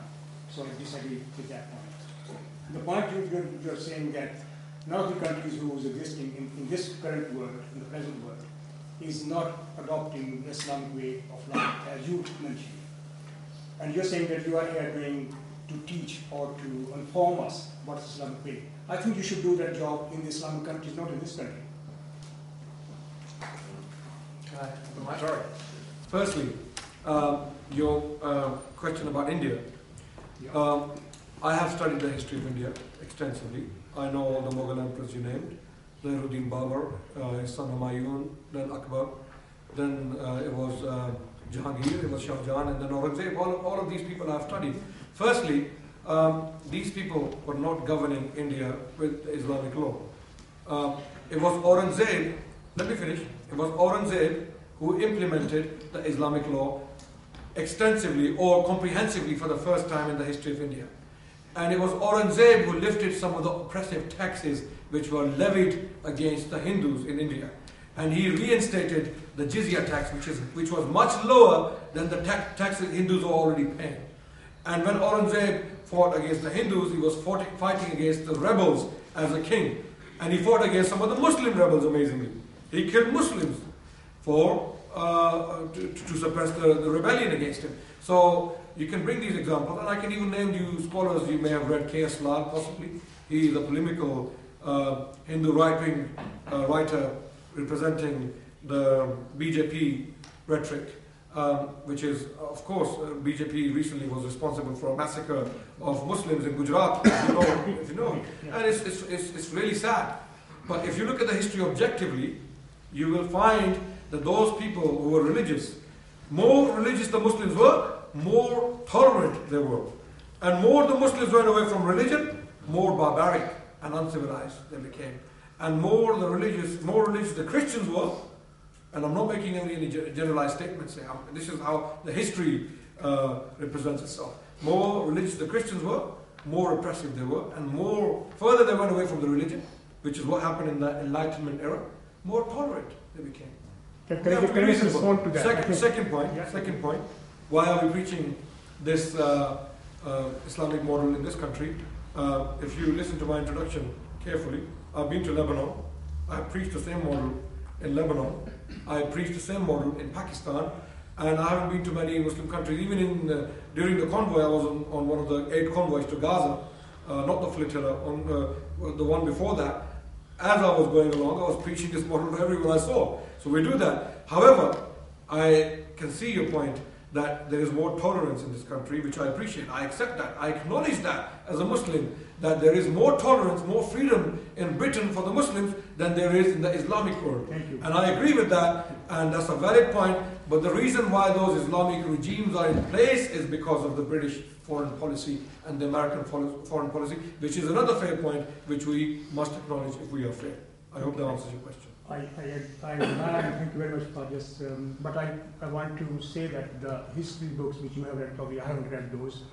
Probably you are right, you're reading different history books. The whole Sikhism, the history of Sikhism, was to fight against Aurangzeb because he done so much atrocities. Which book did you read? I don't know which book you read. I have read another. Which one did you read? I read quite a few. I think we can carry debating. The point I'm making is the history which we know from India the whole history of Sikhism is to fight against Aurangzeb's atrocities because he killed the gurus. Okay. And I could understand why you're saying that he was a fundamentalist, and anyone who became fundamentalist, as the BJP, they done atrocities in Gujarat. And same the Sikhs actually done atrocities in 1984 against Hindus. So I agree with that. When you are saying they become tolerant, when anyone become fundamentalist, they do not become tolerant in my experience. Okay, coming back to your point about Sikhs, if you again study some of the objective historical works on this issue, the Sikh interaction with the Muslims. Firstly, the Sikhs were not fighting against Aurangzeb. Aurangzeb inherited this problem when he came to power. The first Sikh guru which was killed, he was killed by Jahangir. Guru Arjan Dev. Yes, Guru Arjan Dev. Yes, he was killed by Jahangir, and then Shah Jahan came to power, and the Sikhs were rebelling already when Aurangzeb came to power. So Aurangzeb was fighting against Guru Gobind Singh, and Guru Gobind Singh actually. Do you know about Zafarnama? Do you know about Zafarnama? Yes, I know very well. Yes, what does Zafarnama state? He's challenging Aurangzeb in that, saying that you haven't should read be ashamed Zafarnama. of that you believe that you're a true Muslim, the atrocities you are actually creating. He actually challenged Aurangzeb. No, in Zafarnama, the one I read, it clearly states that Guru Gobind Singh wrote to the Emperor Aurangzeb that I have had enough of this war. I'm no longer interested in this war. Can you please leave me alone? And Aurangzeb Alamgir, there are historical documents that he gave him an official pardon, and he was left alone. And amazingly, listen to this one. Amazing. I mean, I don't know which history. I can give you references if you want. You want references? Okay. No, I think that's not a debate now. Sorry, sir. I disagree with you on that. Okay. Let's agree to disagree and disagree to agree. Yeah. So this is for another debate. Maybe you can come on the big debate Say, and have a discussion with Adnan Rashid. No problem at all. Certainly not anything I don't think about. Okay. Now, next Speak question. to me afterwards. Next question for Dr. Ed Buckner. The gentleman in the very shiny watch.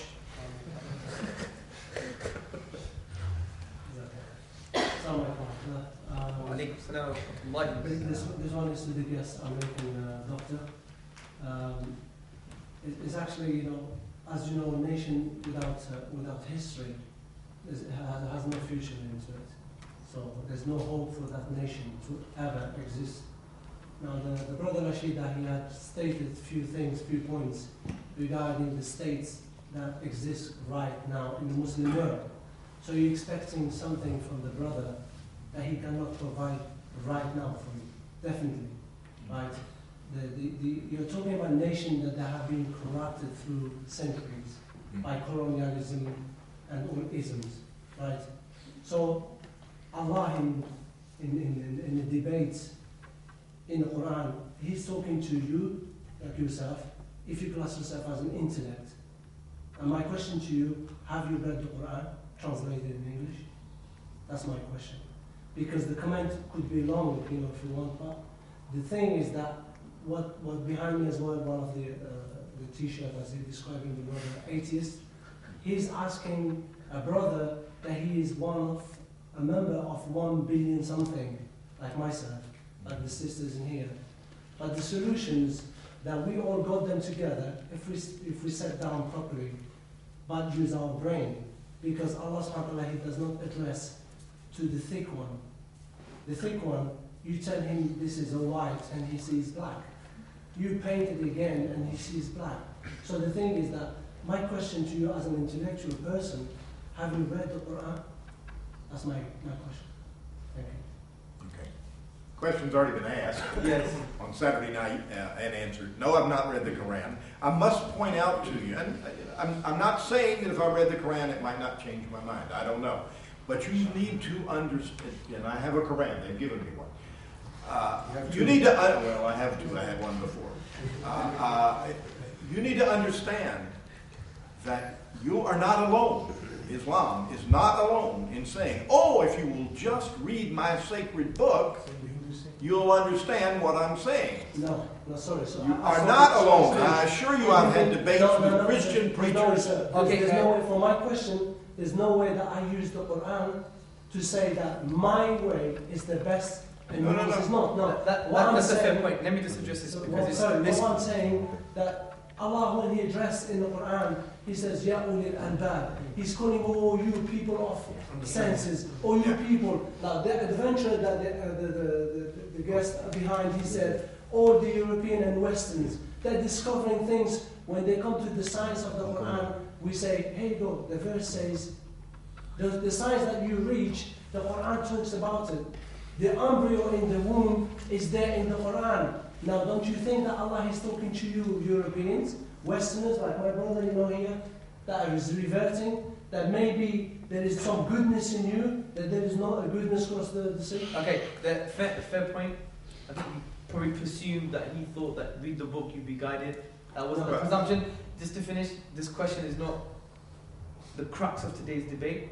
You haven't read the Quran, lesson is read the Quran. Next question. Next question. No, I really have to insist that I at least get to comment on that. No. We need to progress with the debate. But let me make a very brief comment, and that is that every religion insists that if you will just look at the right way, that God is speaking to them, that then you will see the truth, the whole truth, and nothing but the truth. And I have, in fact, investigated many of these religions, read their books, and it failed. Will that happen with the Quran? I don't know. I don't believe Allah exists, you understand, so it will be difficult for a skeptic like me to read the book and to hear Allah speaking. And I promise you that I can bring you a Mormon here who will say, have you read the Book of Mormon? And if you say, yes, I've read it, but I reject it, he'll say, well, you're not reading it the right way, you're not listening, God is trying to speak to you. Joseph Smith was the greatest prophet, and the other ladies. I think the lesson here, maybe for everybody, is whatever tradition we follow, whether it's a secular tradition or the Islamic tradition, is for us to read the source text of our tradition. Probably many Democrats or secularists who have never read Plato's Republic. I'm very much in favor of everybody reading as much as they can. So my point is to stop, but please listen to the chair, is that we should never have a pugnacious attitude of I'm not going to read things. So you agree to read, the brothers agree to read. Next question for Adnan Rashid, please. The gentleman with the purple shirt, long sleeve, and the glasses. Stop that. It's purple for me, colorblind. Purplish. A brief summary of the history of humanity is we evolved, we were savage, and over time we had conflicts of ideas, sometimes conflicts of war, and we developed, we evolved, not just physically but as our society. Why would you want to go backwards? I mean, you say Islam says seek knowledge. Knowledge destroys ideas, and it's brilliant. I love destruction of ideas. I love change. I think that's what makes life worth living. And not just Islam, it's the whole concept of tradition. And it also applies to American atheists. I've seen so many that worship 18th century savages. That's what everyone who lived 100 years ago, 1,000 years ago, was a savage by modern standards. And I'm sure people will look back at us in the same way. Progress. Thank you for your comment. I don't entirely agree with you there. I don't think we are savages. I think we are humans, and we have intellect and consciousness. This is what really separates us from savages. So when we have this consciousness and intellect, we should use it for the betterment of mankind. And this is exactly what the Quran states. As far as the change is concerned, we are open to change. We are open to change but we're not open to any change in regards to morals and ethics. Because what was bad 14 centuries ago, it is bad today. We don't have different morals and standards for those people, and we don't have different standards for the people today. Let me finish and then you can possibly come back. So, Islam doesn't prevent me from driving a Ferrari. Islam doesn't prevent me from playing football. Islam doesn't prevent me from going to swimming or have fun. I can have fun within limits. I can't have fun on other people's expense. I can't go and have fun cause catastrophes in a society. For example, I shouldn't drink excessively, or even Islam forbids it altogether. But those who drink, and sometimes what happens is they drink excessively, and then that causes antisocial behavior. This is to give you one example. So we have reasons to believe in what we believe in, and we have reasons to follow what we follow. And unless you can bring something better, we will continue to follow this. And when you do bring something better, we follow that. Is that fair? Well, I disagree. I think morals do change. Islam doesn't say there's anything wrong with owning slaves. Neither did the initial American Constitution, for that matter. Well, there is no concept of slavery in Islam. This is a very Western term which is usually labeled by force on the Islamic model. We don't have the concept of slavery in Islam. The word slavery, which is in Arabic, ubudiyya or abd means slave in Arabic. And ubudiyya, slavery, is only for God in Islam. So we don't have the concept of slavery as you understand it in Islam. But slavery existed in the time of Can you the take the Prophet. mic? Slavery existed in the time of the Prophet and he did not oppose it. Was that because he didn't have the concept of it? Or is that because... Have you read the Quran? No. I'm asking people... So you're talking without knowledge? Okay, then wait. No, I'm asking. No, You can ask without knowledge. Sorry, ladies and gentlemen, Dr. Buckner's question is, he's assuming the slavery at the time of the Prophet, there was slavery at the time of the Prophet, he allowed it. Is that true? Question. I'm asking. In fact, this was the first abolitionist movement in the entire history of mankind, the advent of Islam. Quran is the only religious book on the face of the earth which makes freeing a slave a virtue. Quran clearly states that those who free necks, literally to take the lock off the necks of the slave, are the ones who are virtuous people and they will attain eternal bliss. This is what the Quran says. Again, you have to read it. Okay. Well, but you told me there was no concept of slavery. Yes, I stand by that. Slavery is only for God in Islam. Then how could you say free the slaves? I'm just confused. Those who were slaves, those who were seen as slaves and treated as slaves. The Quran is talking about those people. Okay, thank you, Adnan. Question for Dr. Ed Buckner, please. The brother with the crocodile on his polo shirt. I forgot what brand that was. Lacoste, yes. I obviously don't wear brand. That's better, actually. Dr. Buckner, you asked the very good question, how do we get to an Islamic perfect state? And some of the problems that you raised were people disagree about some aspects of religion, which the same can be said about secularism as well. People have different opinions about, of course, what decisions to make. And you also are saying that this Islamic perfect state that we are proposing does not exist today, which the same can be said to the secular state that you are proposing as well, does not exist today. But the Islamic state at least existed once in the past. So don't you think it is more rational to try and achieve something that has been tried, tested, and proven than to try and achieve something that never was? If I were not such a skeptic, and if I didn't, in fact, have some serious doubts about the perfection of the Islamic State in the past, and if I believed that there, in fact, is an Allah, and if I doubted that, in fact, there are successful secular states now, highly successful secular states, then I would agree with you. But I don't agree because of those. I don't agree with the premises of your question. I do believe there are successful secular states today. Not that they're perfect, but that there are successful. And someone needs to explain to me, if Allah is all-powerful, why he can't even come up with one Islamic state today. Is secularism more powerful than Allah? I mean, it doesn't make any sense. I think the question, you answered my question with a question. Firstly, that's not fair. And secondly, it's very unrelated to what we're talking about. What I'm saying is the Islamic State did exist once in the past. Don't you think it's more rational to try to bring something back that did exist in the past than try to bring something that's already new? Even after we've demonstrated to you that what did exist in the past is even more successful than the very successful states of today. Well, I disagree with the premise. I don't think the model in the past was more successful than the secular models today. Can you give reasons? Will you please elaborate on why not? Because that could have been a very good enlightenment for us of why today's secular society is better than the Islamic society, which as proposed by Adnan. Thank you. you're in a very important way. You're asking me to compare apples to oranges because the politics, the social stresses, the wildly enlarged and increased number of different interest groups and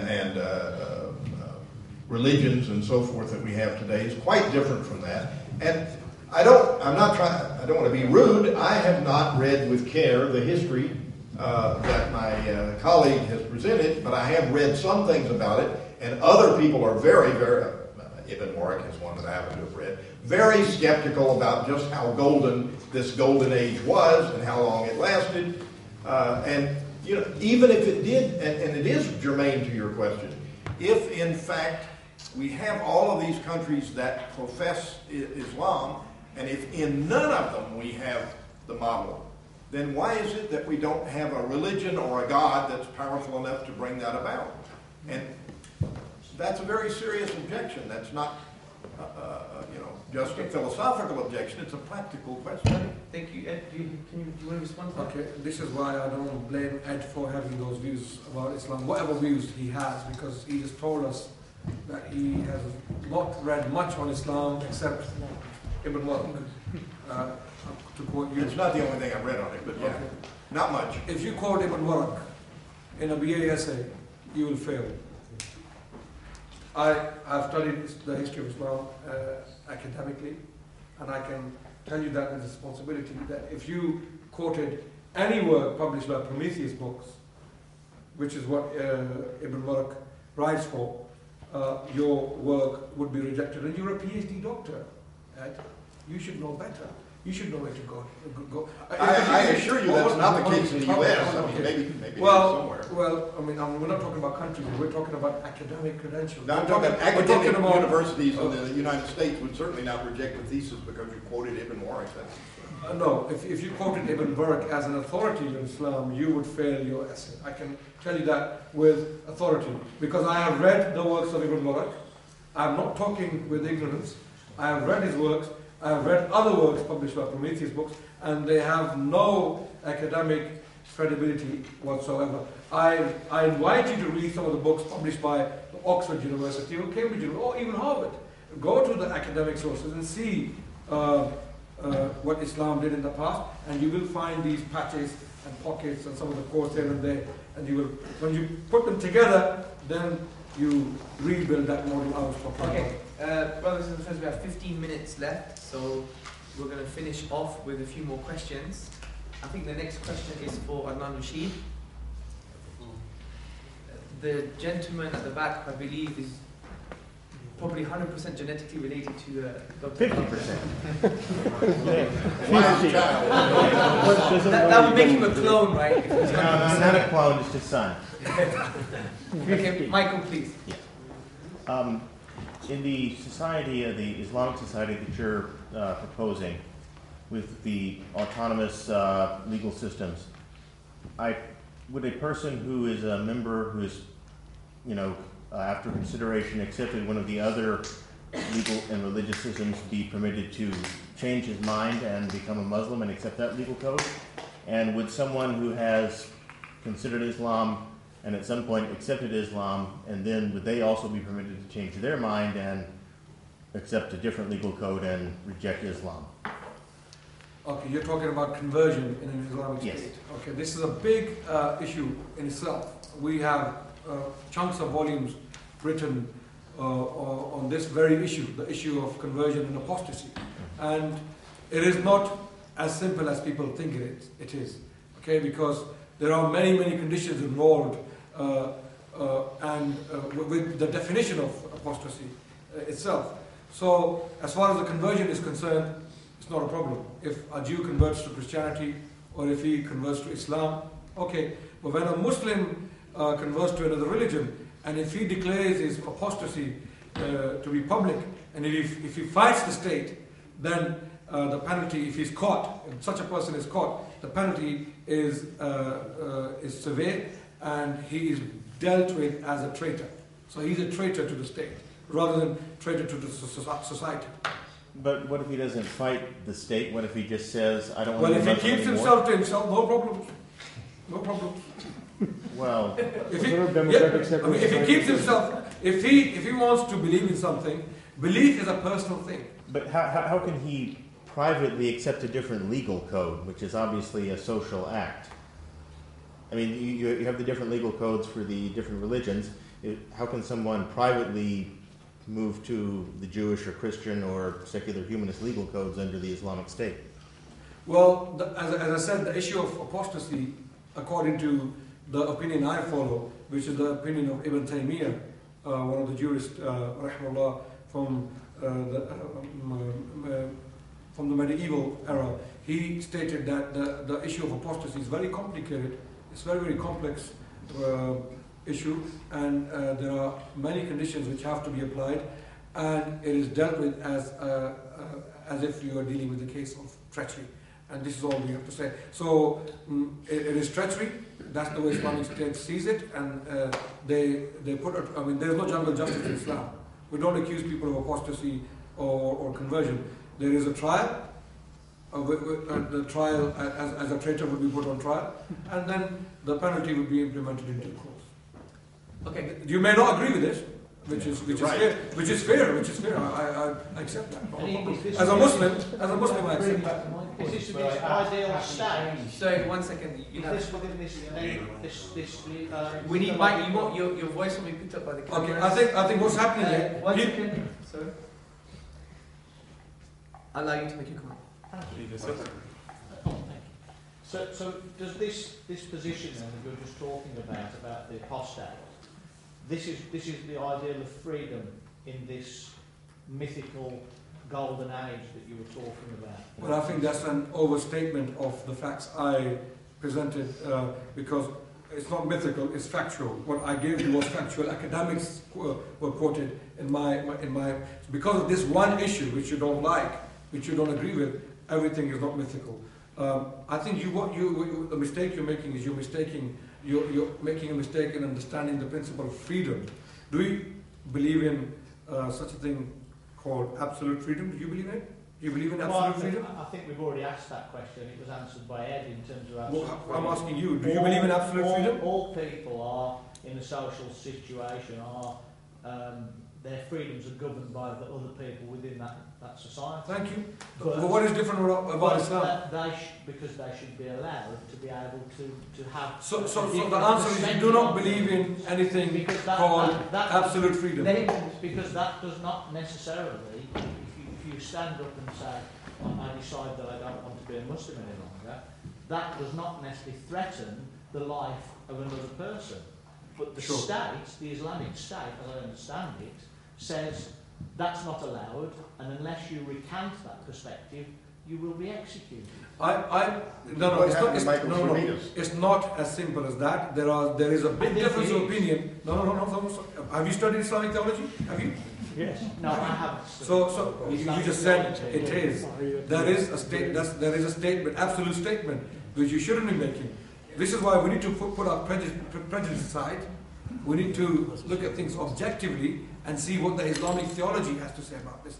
This is an issue where there is a vast difference of opinion among the scholars of Islam. Some don't even believe that you execute. Some say you exile such a person. Some say you execute. So it is not as black and white as you are putting it.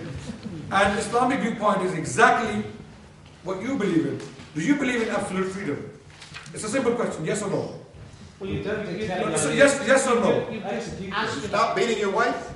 Yeah, exactly. It's have you stopped beating? My question is very simple. And I've already answered that question because I said there's no social. Why can you not give me an answer in yes or no? Do you believe in absolute freedom? I'm not prepared for you to put the answer that you want into my mouth.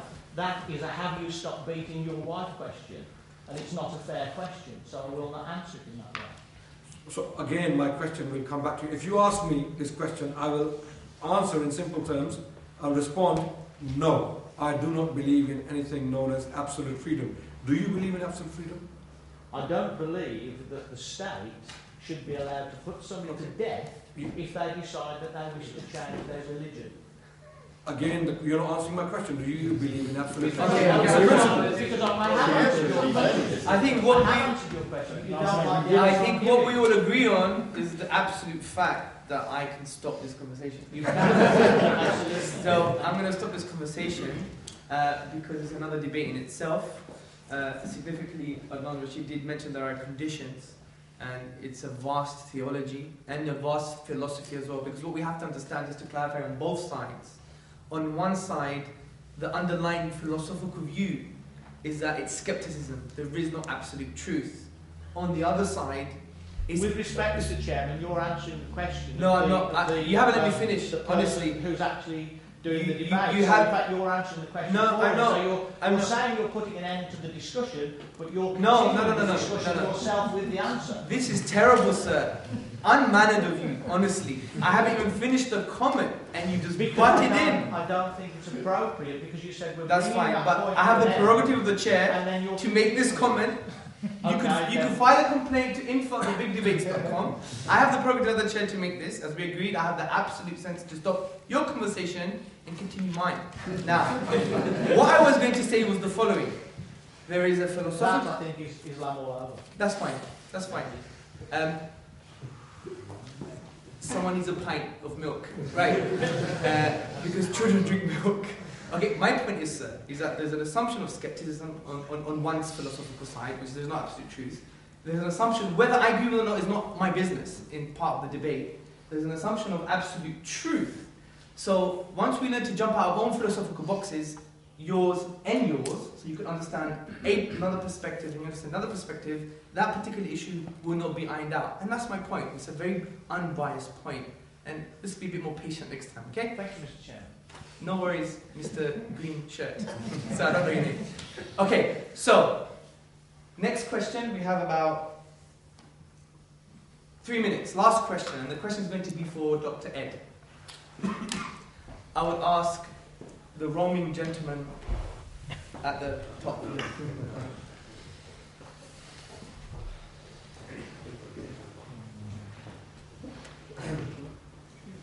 Well, my question is actually to both speakers. In this room where... Well, 1 second. That's fine. Use fast. Yeah. I mean, some of us believe in God, some of us don't believe in God, but in the Islamic tradition, basically, it's a way of ending this conference. What common ground is there that we both can agree on? Atheists and communists.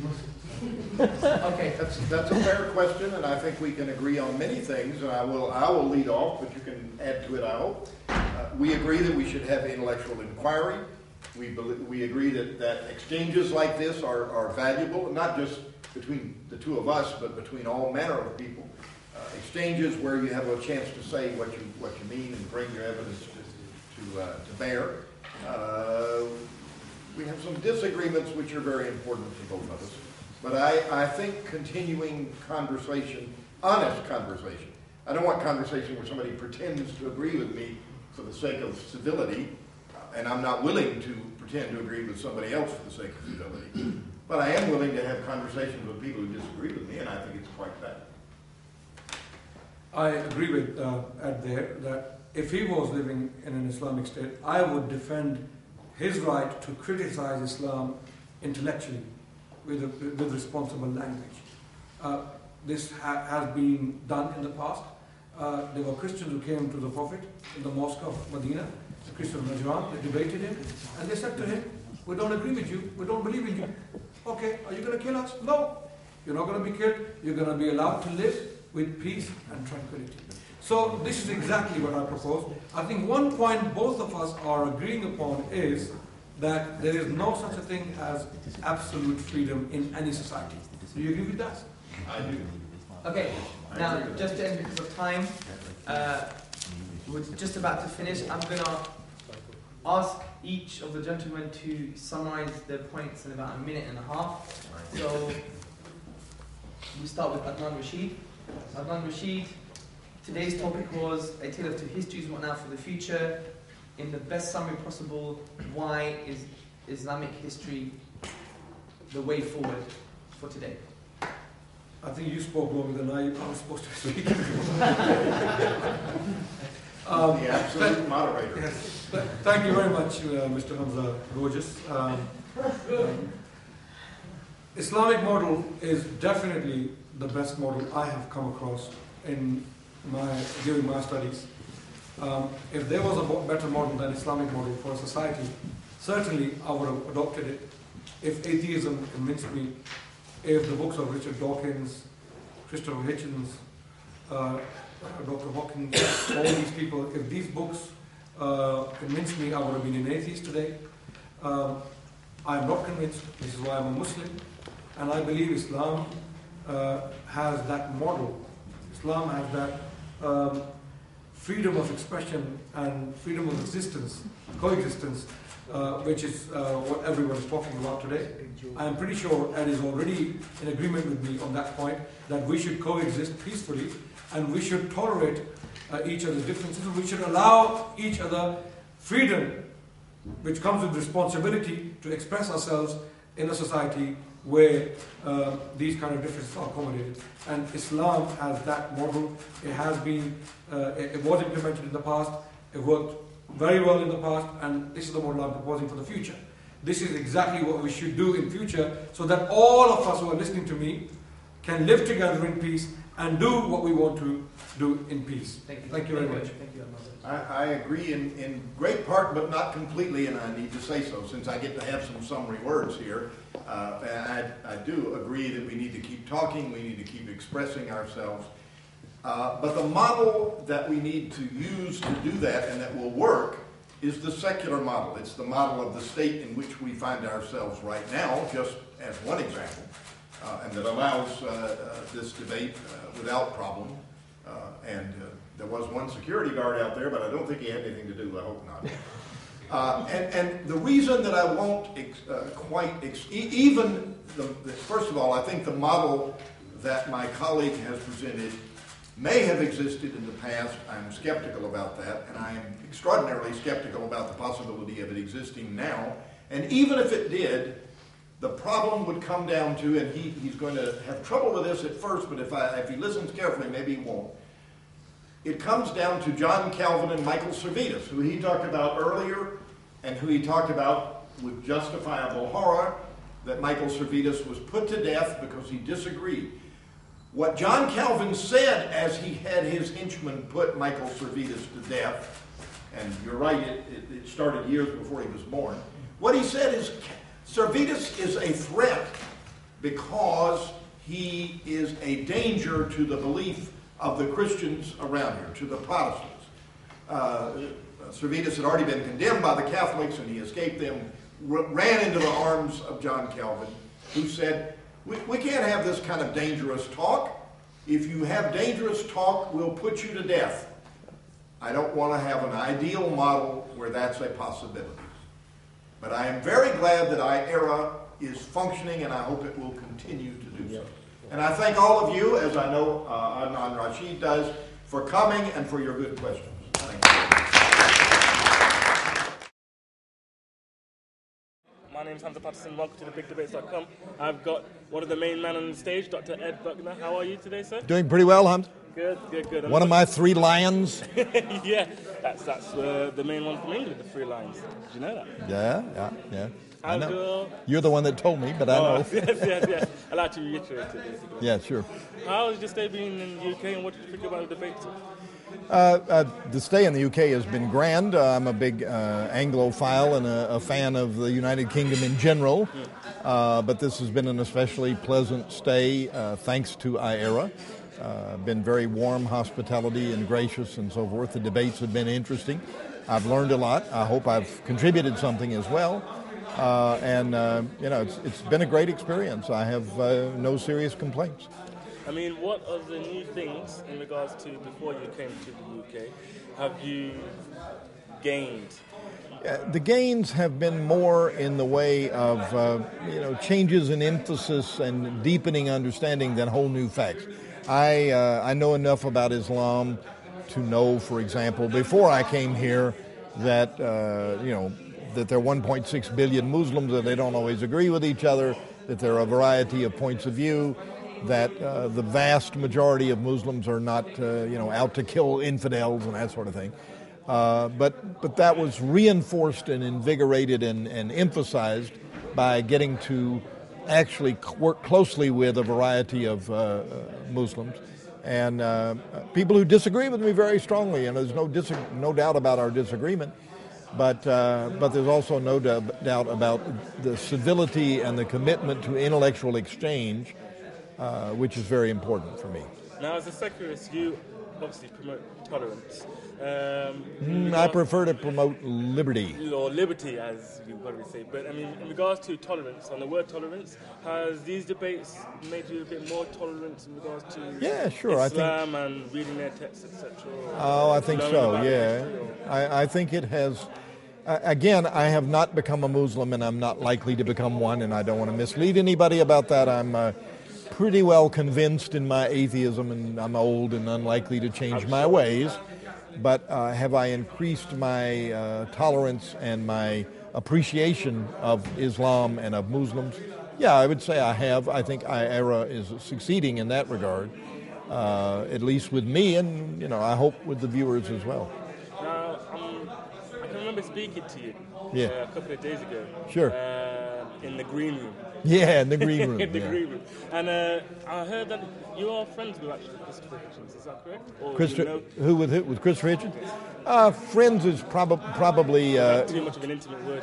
Too much of an intimate word. I'm an acquaintance of his. I have met him 4 or 5 times. I've exchanged emails with him more than that. I'm an admirer of him and a respecter of Christopher Hitchens. Doesn't mean I agree with him on all issues. But I do indeed. I've read God is Great and liked it. I know Richard Dawkins, and I know Sam Harris, and I know Daniel Dennett, and I know Dan Barker, and I know lots of other atheists. And we're no more monolithic in our opinion than any other group is. So of course we have disagreements. I mean, would you like to see any of those guys come up to the plate on thebigdebates.com and present their views as well? I would love for it. I think that'd be good for them and good for the world. But you understand, I have no power or influence to persuade them to come. Now, I believe Dan Barker has participated in some events and debates with the Muslim community here in the London area. Well, we're in Birmingham now, but in London. But I don't know about Christopher Hitchens, and I'm sure. I know that Richard Dawkins, who I also know but not very well, and who I admire greatly, doesn't like to do debates with anyone. He prefers the written word and just to give talks. So I don't think it's too likely you'll persuade him to participate. But I think it'd be good for him and interesting if he did. Now, the famous Islamic hospitality. Yeah, it is. How has that been? It has been, it's lived up to the mark and then some, and that's saying a lot because, in fact, I come from a part of the U.S. that has a reputation, Southern hospitality. We're supposed to be hospitable people, but I have to tell you and admit that we've lost some of that. We're not as hospitable as we used to be, and, of course, even in the past when we were hospitable, we tended to be hospitable provided you were white Christian just like I am or whatever. People of color and foreigners and stuff like that didn't get the hospitality they should have. Islam has a reputation for being hospitable and gracious to everyone. And it's a reputation that's a very valuable reputation and should be sustained. And it's certainly a reputation that has been on display with me. And it goes well beyond somebody saying something polite to me or reading me. All of that has happened too, but it has been warm and giving and attentive to my interest and to my comfort, and it's been great. I'm John Edwards. I'm a member of Birmingham Humanists. Okay, great. Ex-student at the university. Yeah. Very bold T-shirt that you got on there. Well, I thought as I'm in a secular country, a supposedly secular country, I'll be safe wearing it here. Yeah. I wasn't too sure if I'd be able to wear it if I was in one of the Muslim countries that Rashid was talking about. Yeah, well, I mean, I hope you felt safe in these debates. Yes, definitely. Yeah, and how did you think of the debate so far? I thought this one was. I saw the previous one involving a rather laid-back atheist Peter Cave on YouTube, and I thought that was very unfortunate. He seemed to be completely unprepared for the debate. This one was much more balanced, and I thought it was a much better debate. Yeah, how strong do you think the points were that were brought forth to the table from both speakers?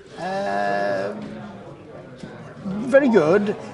I don't like this business about, have you read such and such? I've read this, I'm that. Yeah, I don't care, you don't have to always read the original text of things to understand the subject.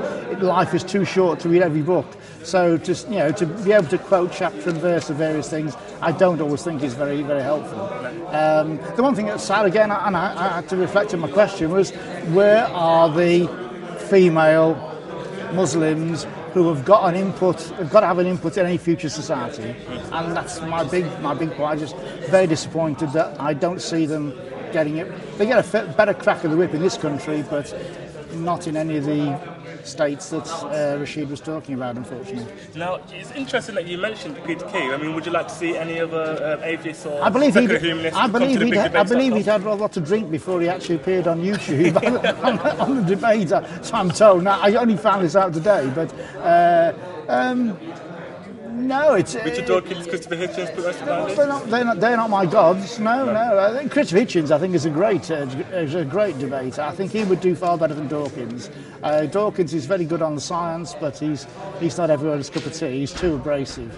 And as a humanist, I'm quite happy to let people have their viewpoints, providing their viewpoints aren't intolerant of my viewpoints. My name is Ali. Ali, how are you, brother? I'm very good. Assalamu alaikum. How did you feel the debate that took place today? Well, I found it quite useful, and I hope you do get such debates, and so we could spread the word of Islam in a very positive way. The people obviously have a lot of misunderstandings, so they could see the tolerance on the other side as well. And how strong do you think the points were made by both Adnan and Dr. Ed Buckner? Well, from a Muslim point of view, obviously, I have my own objections, and I don't see any strength on the atheism side of the, argument. But still, on the other side of Islam, it had all the strong arguments, which was quite convincing to me. How did you think about the debate that took place today? I enjoyed myself a great deal. It's very important to actually sit down and listen, because obviously you find out sometimes you've got totally the wrong idea. Although I did tonight, but I think I'm going to have to do some more reading about the caliphate. I mean, what changed your perception that you've had before you came into the debate today? Well, as I say, I didn't actually come up against anything particularly challenged my perceptions tonight. But as I say, I'm not familiar with the history of the caliphate, and if there is a movement to base society on that, then perhaps I should be. I think these debates are a very good idea, that dialogue is very important. We can definitely try to understand each other's positions. Sometimes we find when we understand each other's positions that we have some pretty serious disagreements. I mean, how did you think about the end debate that finished off the tour, the big debate, A Tale of Two Histories? I mean, what did you think? It was good. Again, it was interesting and enlightening, and we all learned some things, I hope. And I hope we should continue with these debates. With various points of view. I think that's the only way we're going to make progress in society is by peacefully talking about it and instead of fighting about it. And I certainly think we need to have debates rather than trying to repress Muslims, for example. I mean, it's very clear to me one thing is that a lot of the efforts by ignorant and misguided people, the bans on minarets, the bans on burqas, that they're just throwing fuel on a fire, and they're not achieving what they hope to achieve. They're achieving the exact opposite, which I thought before, but it's even more clear now that that's not the way to go. What did you think about the debate that you attended today? I thought it was excellent. It was very well presented, and I thought both sides put a good case. Of course, I only agree with one of the sides. Of course. How strong did you think the arguments for both sides were in regards to Adnan and Dr. Ed Buckner? I thought they did both put very strong cases, but I could see mistakes that obviously I'm going to see that there were more mistakes on one side than the other. Has this debate changed your perception of life at all? I have learned a lot about the Islamic side of things, which I didn't know before. So I'm pleased from that point of view. Yes.